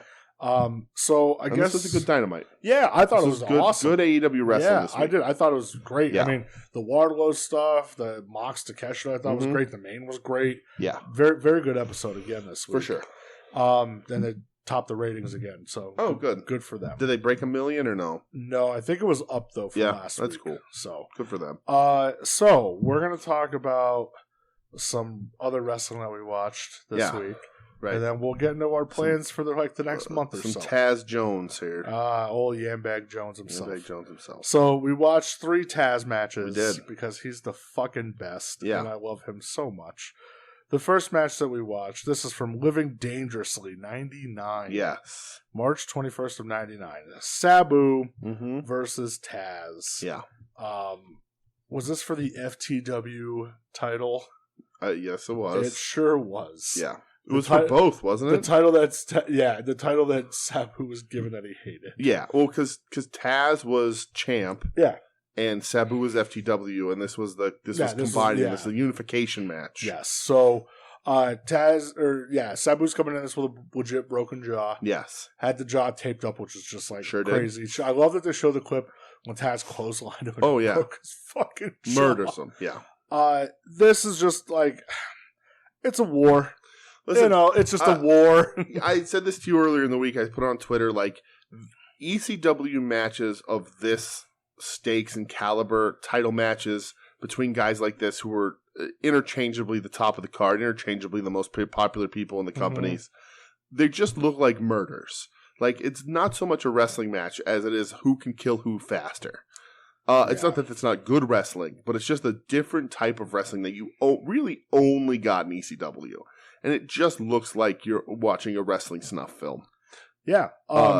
It's Taz, when he starts cross-facing immediately, Sabu, but when later in the match where like Sabu's mouth gets bloody and he starts bleeding through the tape, gross. There's a bump, the over the ropes belly to belly that Taz throws through the table. Did your feed cut out when it did that? No, mine did. Really? Yeah, weird. It was weird. I don't know why it did that. That's an all-timer bump. Crazy. I've seen the bump. Yeah, for some reason it cut out on that. Would kill a lesser human. Yeah, well, Sabu's not a lesser human. Right, so. Sabu's nuts. That is an all-timer crazy bump. Yeah. Like, the throw, the complete disregard for your own health and the health of your opponent, it's an all-timer murder bump. It's insane. Yeah. Absolutely insane. Taz wins because it's fucking Taz. Right. And the handshake at the end, I was like, wow, look at that shit. Yeah. But yeah, I just classic ECW main event, dude. Just murder. So the next match, which it was my favorite match. Okay. From Heatwave 98. Yeah, this is an all-timer ECW match. You and I are like, this is probably the best ECW pay-per-view they've ever done. Yeah, I would think so. Heatwave 98 is pretty fucking killer. I mean, everybody will have their favorites, but this is the other stuff you have on this is Tanaka, Mike Awesome, yeah, RVD and Sabu against Hayabusa and Jinsei Shinzaki, Taz Bigelow. Even the main event where Spike, Sandman, and Dreamer versus the Dudleys, crazy shit. It's crazy that this pay per view is as Candido, good as Lance Storm. Right. This pay per view is as good as it is. That Bam Bam versus Taz isn't the main event. I know, right? How crazy! That they actually have to bring out a ring crew to prepare the stage. For the main event. Spoiler. Yes. So this is Bam Bam versus Taz. Everybody knows this match. Everybody knows the spot. I love the highlight package that they did before the match. Did you watch it? Like just the history of like Taz keep taking out fucking Shane Douglas. It's so good. Yes. Like I forgot when he joined the triple threat and then he just goes and breaks his arm. Oh my god. And every match Taz will just gun for Shane Douglas. This is also an all-timer, maybe all-time Francine outfit. Height of Powers. The Height of Powers for sure. All-time Francine outfit is that rainbow bikini that they sold the poster of. That you had the poster of. And I had the poster of. Right. That every child of a certain age had an experience with that poster. Sure did. That might be the all-time Francine look. I grew up to that. But it's the right word. Look at the adjective. Up.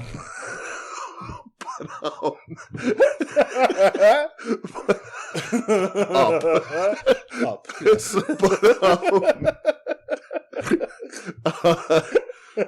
This is an insane. She's like, Dude, it's just. I don't know if it's a bikini or lingerie with a sheer thing. No fucking idea. I know for sure that me and Joey Styles both know that it's double breasted, whatever it is. Yeah, but your suit didn't cost $6,000, right? Just Franny. Oh, just an all timer. Yep, literal. Just wow. A height of her powers here. Yeah. But anyway, the match. Yes, Bigelow versus Taz. Dare Bigelow, I say, both of these Taz men killer. also hide at their powers. Dude, I don't know. Bigelow had a pretty fucking cool career, man. Dude, I always go back and I look at Bigelow's career. Yeah. And I love Bigelow. Great. Fucking absolutely love great. the guy. Absolutely I great. love, like, his WCW stuff. Yeah. I love his New Japan stuff, teaming with Vader. Yep. Even, like, his run in WWF. Like, obviously his run in ECW, you know, fucking Jersey Triad. Like, it's just, man, he had such a cool career. Yeah. And then he had a burger stand and called you a bitch. He did. Was it a bitch or a pussy? It was a bitch for not getting mushrooms on my burger. I wouldn't have either. So I'm a bitch in spirit. Mushrooms are gross. I agree. I don't eat fungus. Sure. Learned that from a very early age. Don't eat fungus. So Bigelow Taz. Everybody knows this match. It's the ramp spot. Everybody knows this spot. It's the ramp spot. It's in every ECW highlight package after this, forever through the end of time. The DDT through the ramp. Right. You know, this is after the match where Bigelow, you know, backdropped Taz when he was on his back and they went through the ring. It was the second match. Right. That is such a crazy spot. Yes. You know, not much going on like in the match itself. A lot of brawling through the crowd. Throwing the chairs. I did love at the beginning where Bigelow power bombs Taz. Taz pops right up and just yells, "Fuck you, motherfucker!" Right. Because again, this is just two guys trying to murder each other. There's wrestling in this, but there is not wrestling in this. If you understand what I mean, they're just trying to kill each other. Like it's just big move right from the beginning. I love Bigelow, man. Yeah. Underrated guy, dude can pro. People throw around the big man stuff all the time. Best big man, this and that. There's a fucking Bigelow pro, man. For real is one of the best big men. Nobody can move nobody of his size can move like him. Nobody his size sold like him. Just fluid movements. You know, when they go through the fucking ramp, it's so smooth. It's crazy. He takes flip bump. Like, there's no rolling to the side with him. Like, everything's straight over. Bigelow is an amazing pro wrestler. And also, you know, I knew a guy, one of my bosses at work was his neighbor when he lived in Hamburg. Also supposed to be a really nice, cool guy. And he did run into a burning building to save children towards the end of his life. Yep. So, but just an all-time dude. Who I don't know that he's necessarily being forgotten, but you know, never held a significant title in the U.S. Such a crazy look with the tattoos on his the head, tattoos on the head. You know, he has a Hasbro, wrestles LT and a Mania. Like he is, you know, like he's in WWF in the '80s. He's, you know, he has a long fucking career. You know, and just honestly, one of the best, no matter what, but one of the best big men. Like him and Vader. Probably 1 and 2 for big men in professional wrestling. I'd say so. Yeah, I agree with that. And the 1 and 2 can be interchangeable. I'm with you on that. Just everybody, and there's other great big men. I love John Tenta. Sure. I love Ray Traylor. He can be considered a big man. Yeah. But nobody comes close to what those two can do. Uncle Fred. That looks like Uncle Fred. This finish might be the best finish in a fucking wrestling match I've ever seen. It's insane. Yeah, it's awesome. Bigelow, though, popping out of that ramp. And the crowd starts going fucking crazy. You don't think Bigelow's the one getting up? No, and he starts like stumbling. He's when he takes the DDT. Yeah, and he starts stumbling towards the ring, and they call it perfectly on commentary. They go, "Oh well, Bigelow, he landed with all of his weight on Taz, and that's why he's getting up first." And then when Taz pops out of that hole, looking like a goddamn maniac, no pun intended, Mr. Maniac, and when he just sprints at Bigelow. Jumps on the back, Taz mission, Bigelow taps immediately. He was reaching for the rope. My favorite guy, dude, I love Shane Douglas, and I can't do a good Shane Douglas impression, which sucks. Joe does a good Shane Douglas impression. But yeah, he was reaching for the ropes, Joey. It was fucking amazing. Yeah. The crowd is going ballistic. Yeah. Me, Britt Baker can say she has Pittsburgh all she wants. Pittsburgh belongs to Shane Douglas. It's a franchise town. Absolutely. When Taz is up on the middle rope and he gets the mic and he yells out to Douglas, beat me if you can't survive if I let you. The crowd's going crazy. And this is like, so when I was watching ECW around this era, like as a younger tyke, I thought Taz was the toughest motherfucker on the planet. And he's in wild shape here. Looks incredible. Yeah. But I was like, this guy could kill anybody. This is like one of those around the times where, like me, I mean, what was this, 98? So I'm fucking 9 years old to go, no, this is real. Mm-hmm. He'd beat up Steve Austin. He'd beat up Goldberg. You know, well, and that's how. And that's what is that before this match where he cuts that promo? Well, that was the Sabu match where he's talking about like Hogan can fucking Flair. Touch me. Yeah. He goes, even Mike Tyson, you fucking pussy. Right. He was, to me, he was the toughest dude I've ever seen. Yeah. I'm still like, that he would fucking fuck somebody. Oh, as long as he can get past your outstretched arm on the top of his head. You leave him alone. God damn you. So the last match. Yes. Which I was kind of surprised is the highest rated match. So this is the highest rated match, but Taz isn't actually involved in it. I think it might be high rated because of the story. Yeah, it's an important Taz match and moment. A huge moment for ECW. And the match rules. Yes. So this is Anarchy Rules 99. Yes. That's Rules with a Z, by the way. You're damn right it is. I think this was the only Anarchy Rules pay-per-view. I think there was 2 of them. Was there? Yeah. This is for the ECW heavyweight title, and this is even the co-main event. No. It's just like crazy to think about. Taz is the champ. This is his last match in ECW. Yeah. He's making the jump to the WWF. Yep. Where he will be a commonplace on Sunday Night Heat. We'll talk about that after this. But, Taz, it was originally supposed to be just against Masato Tanaka. Yes. Mike Awesome and Judge Jeff Jones show up through the crowd, and Taz is like, "You big son of a bitch! You fucking want in here? Get your ass in that here!" The whole show opens with Tanaka in a car accident of some kind. It wasn't a car accident. He just pulls up, whatever. And Jeff Jones pulls up, and Tanaka like pie faces him or something. Yeah, with Prazak there and whatever. So the other Prazak, the other Prazak. Yeah. Yeah, and like Jeff Jones is like, your execution will be awesome. Right. Yes. So they come through the crowd, Paul Lee comes out trying to stop them, and Taz, the whole, I look back on it now, like back then I'm probably like, this is awesome, this is real. Taz being like, no, let him in. I'll get you your buy rate, Paul Lee. Yeah. I'm like now I'm like, oh, that sucks. Back then I'm like, this is cool. Taz is booed. Yeah, I get the crowd. They know he's leaving. The ECW crowd, they know what the fuck they know he's leaving. So, he gets streamers, but then he gets booed. Yeah, he gets booed heavily. Yeah. So Mike Awesome officially gets added in the match. Yes. Taz gets pinned in like 2 minutes. Eliminate early. Get him out of there quick because you have to make it not about him because he's leaving. The rest of these guys have to come back to that territory the next month. Very smartly booked, right? I thought. Right. Mike Awesome hits the Awesome Splash. Him and Tanaka both pin him 1, 2, 3. Right. Taz is gone. And then you get what was one of the most classic feuds long-term feuds in ECW, Tanaka and Awesome. Maybe my favorite feud. Yeah, I mean, you have... I know there's Raven Dreamer. RVD, Jerry Lynn. This is like... And this. Right. But like... Their matches were just it's legendary. Violence. And so is this one. You got thrown chairs. Crazy. Unprotected chair shots. Murders. Just murders everywhere. Yeah. Mike Awesome legit kills people. He just killed people. Awesome bombs for all. Right. And then...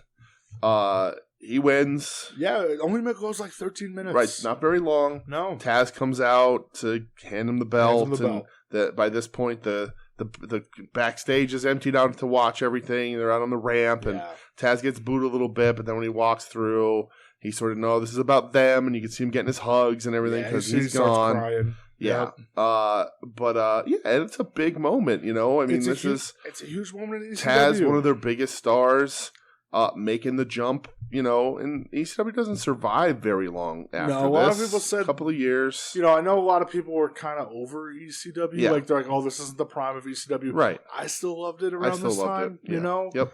But Taz leaving was a big deal. It was a big deal. It's a huge fucking deal. For sure. You lost your champ. And then not long after this, I think the Dudleys left. You lose your champ in one of the most, liked and ECW representing like that style and the heart of it in Taz, you know? Yeah. You're not the first guy to go. Raven left long before this. That's funny because Raven left and he was already back on this show. Right, he was already back on this show.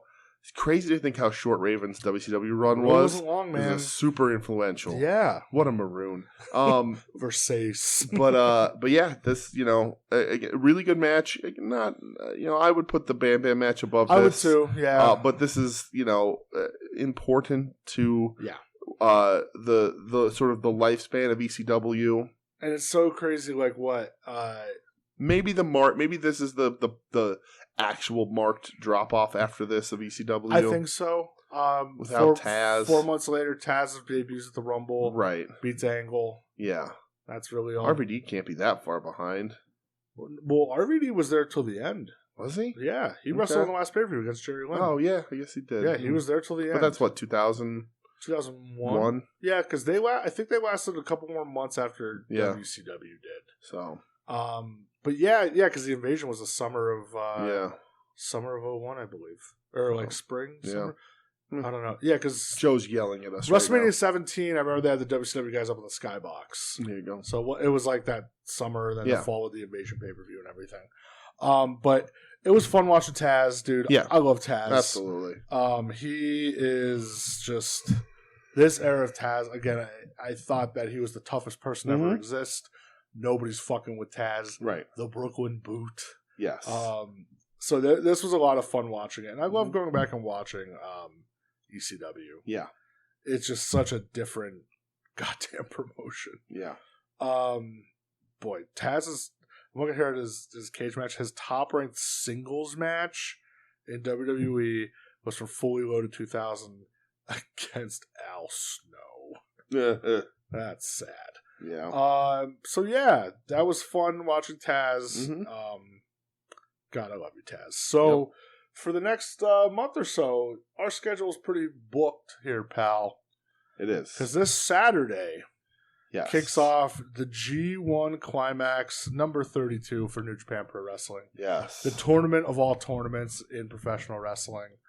The toughest, most grueling tournament for sure. Absolutely. So because, you get a couple days a week where matches happen in this tournament, there's just no fucking way we're going to be able to watch anything else outside of it. Like AEW, I feel. Maybe I'll watch a match here or two of something. I know Muda, the first of his 5 final matches this Saturday. Yeah, so and I think squeeze that in. Kojima Keno is coming up soon, too. I'll squeeze those in if I can. Right. But, because, listen...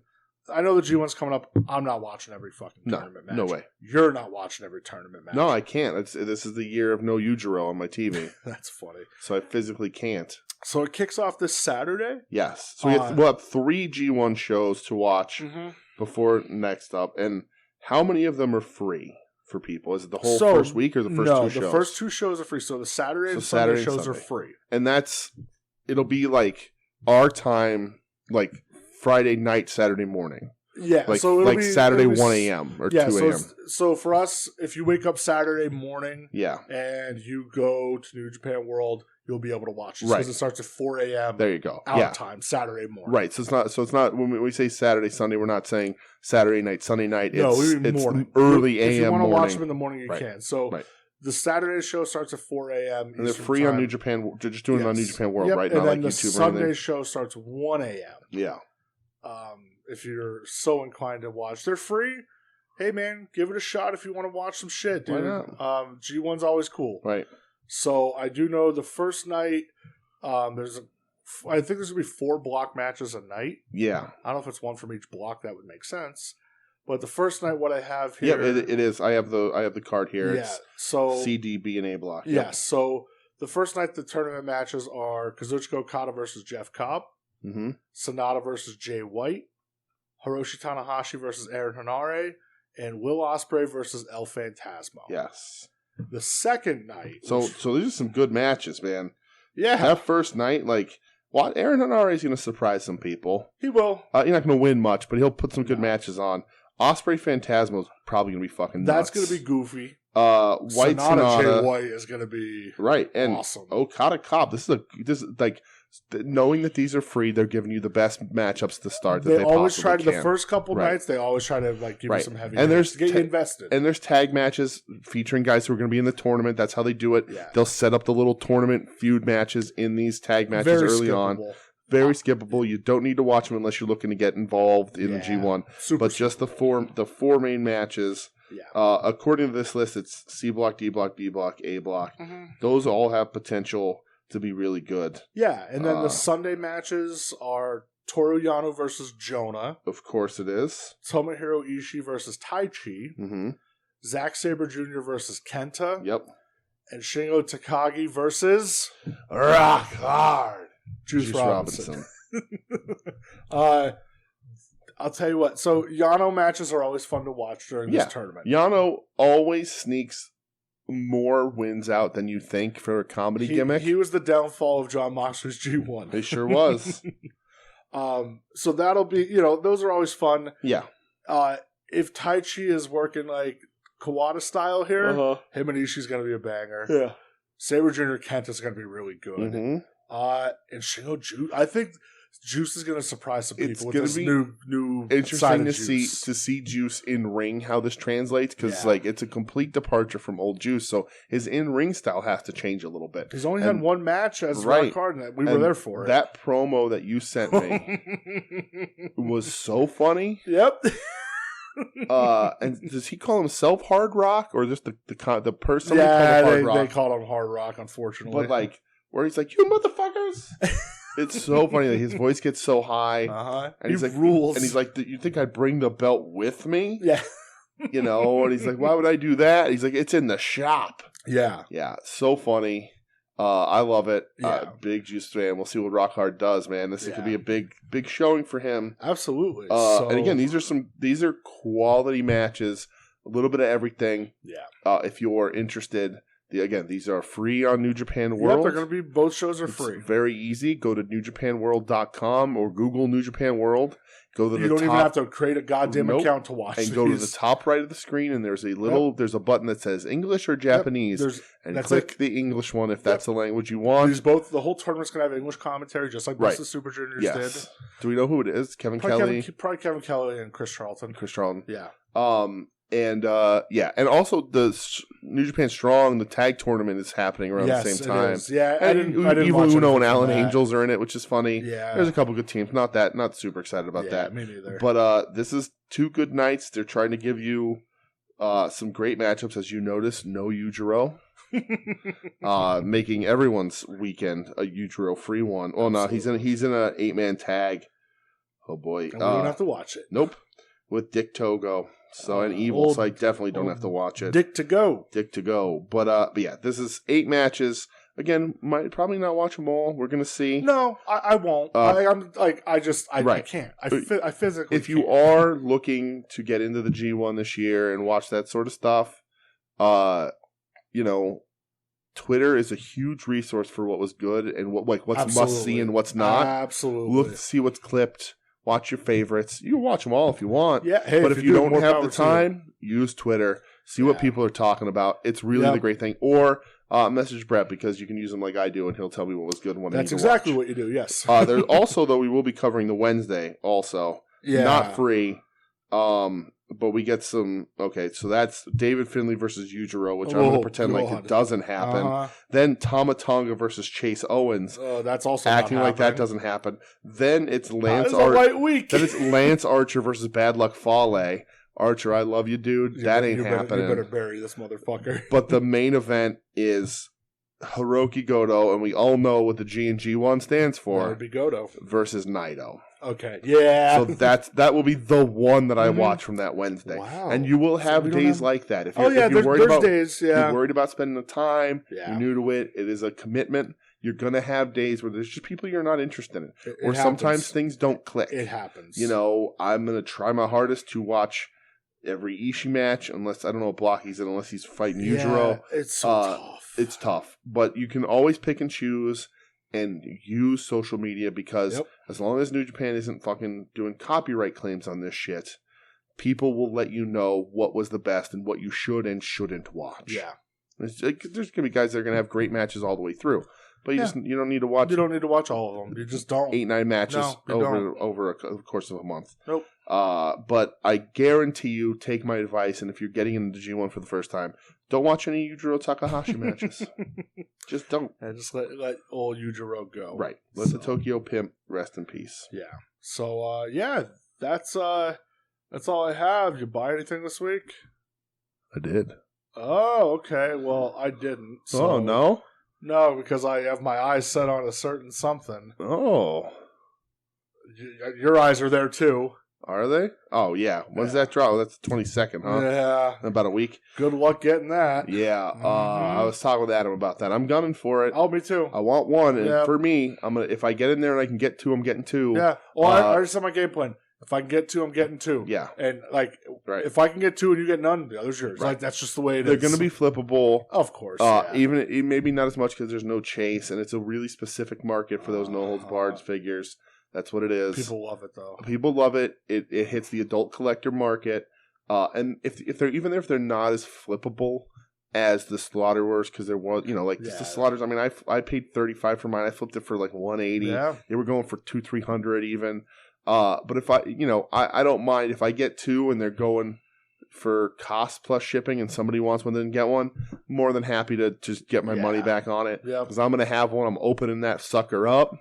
Like, I'm displaying that son of a bitch probably in the VHS, little gimmick case. Cool. But I'm excited to see that. That's going to be cool. But there's something I've been watching for a while that I've been hemming and hawing about. Okay. And I had to grab it today. I just got it earlier today.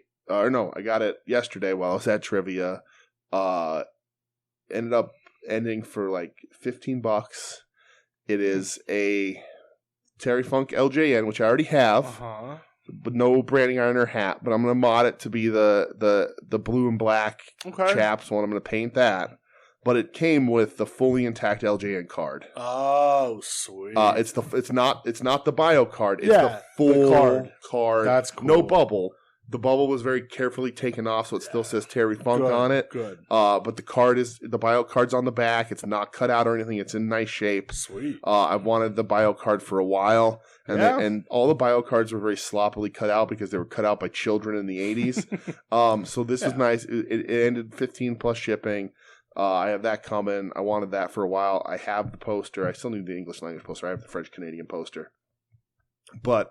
Now I need a poster, and then that's as complete of a Terry Funk LJN as I'm going to get, because I'm not dropping coin unless I find a ludicrous deal on one on card. Which this is the closest I'm ever going to get. Lord knows if that'd be happening. And I'm completely fine with that. Yeah. So that'll go in my little display case.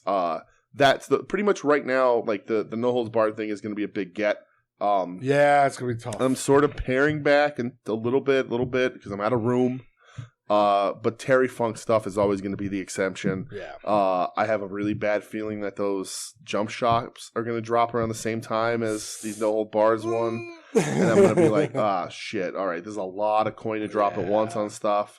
And I'll tell you, junk shop, I think it looks great. The variant Terry just has a little splatter of red on his head, and that's it. Yeah. I don't love that. Yeah, you don't need it. But aren't they doing the Terry Onita 2-pack? I don't know. Are they? I thought they're doing that match. Aren't they the barbed wire match? With I don't know. The Series 3 just has the Onita and the white and blue. I thought they were doing the Terry as well. Yeah, I thought so, with like the blue and black stripes. Who knows? Doesn't look like it. And Terry, trying to be as Terry complete as I possibly can. You got to focus on Terry. Just the red splatter is a little disappointing. I would change the paint on the tights or something, maybe. But whatever. Yeah. We'll see when that happens, when that drops. Hopefully that doesn't drop for another month, and I can take a little bit of a break. But that's it. That's all I got. I had to get a Terry thing. Nothing's been piquing my interest. I haven't been looking for anything really. Once that came, they confirmed that this week, I go, oh man. Every time I go out to grocery shop, I'm like, oh, I should swing by Target. And then I'm like, I'm not looking for anything though. It sucks though. Those fucking Lugers are popping up. Yeah. I have one of them pre-ordered, and then they're all in the stores already. And do you ever pre through Target? Yeah. Target pre-orders are good. They are usually good. I would need both Lugers because one's Wolfpack Luger, the other's like WCW Luger. Yeah, with the orange tights. Yeah, they both come with the NWO T-shirt though, don't they? Fucking weird, right? Yeah, just a paint job, whatever. Yeah. Oh, I'll always check if I'm in the Target because we usually do pretty good with the legends there. So we get them a little bit later, but a little bit later. We've been doing better, but they drop. Yeah. But that was it, man. That's what that is. That's what I didn't buy shit. All right. So we're good. Good. Plugs. Well, yeah, we're going to buy LVAC tickets on Monday. But anyway. Yeah, we are. You should too. You should too, absolutely. We'll wait until we buy ours. But thanks for listening, everybody. We'll be back next week covering the G1, the first 3 days of it, or 2 days in one match of it. Any questions at all about that stuff, reach out to us at the email, weneedwrestling@gmail.com, on Twitter @weneedwrestling, on Instagram @weneedwrestling. One of us will get back to you in some capacity. Questions, concerns, how to watch, where to watch, who to watch. We can help you with all of that if you have any interest. Beyond that, we are a member of the soon-to-be-named network at STBN Network on Twitter, soon-to-be-named-network.com, soon-to-be-named-network.tumblr.com. Tons of other shows there. At Odds with Wrestling, who won't be covering the G1, even though Adam's extensive Japanese he's going to be watching everything live. He is live. Absolutely going to be there, probably. That's how big of a Japanese wrestling fan he is. Hit My Music, Final Wrestling Place, Longbox Heroes After Dark. Look for their new action figure line. Puzzle Warriors 3, Profane Argument, Wings on Wings, our other show that drops on Tuesdays. The only podcast that eats wings while talking about the 90s sitcom Wings. I guess that's everything. Did I say weneedwrestling.com? Probably not, but we need to go there too. There you go. That's all that matters. If you want to reach out privately, like if you want to ask me something you don't want Brett to know, or you want Brett to bury me privately through DM, I'll bury you. You can reach out to me at the Dooge on Twitter, TheDooge. Again, recommendations, whatever you happen to need, I will gladly help out with that. Life recommendations, life coaching. Don't come to me for that. No, I will charge a nominal fee for that. And they can find you where? If you want to give it out, you don't have to give it out. Yeah, at BrettXEdge570. I've been limiting my Twitter time lately. Yeah, that's good for everybody. Yeah, just because, Because it's a cesspool? Yeah, and I don't know. I'm just not in the mood to talk about a bunch of shit lately, I guess. I don't know. Fair enough. I don't know. Okay. I'm fine. Everything's good. No, Twitter's just a cesspool, and it's better for your mental health to not open that godforsaken app every day.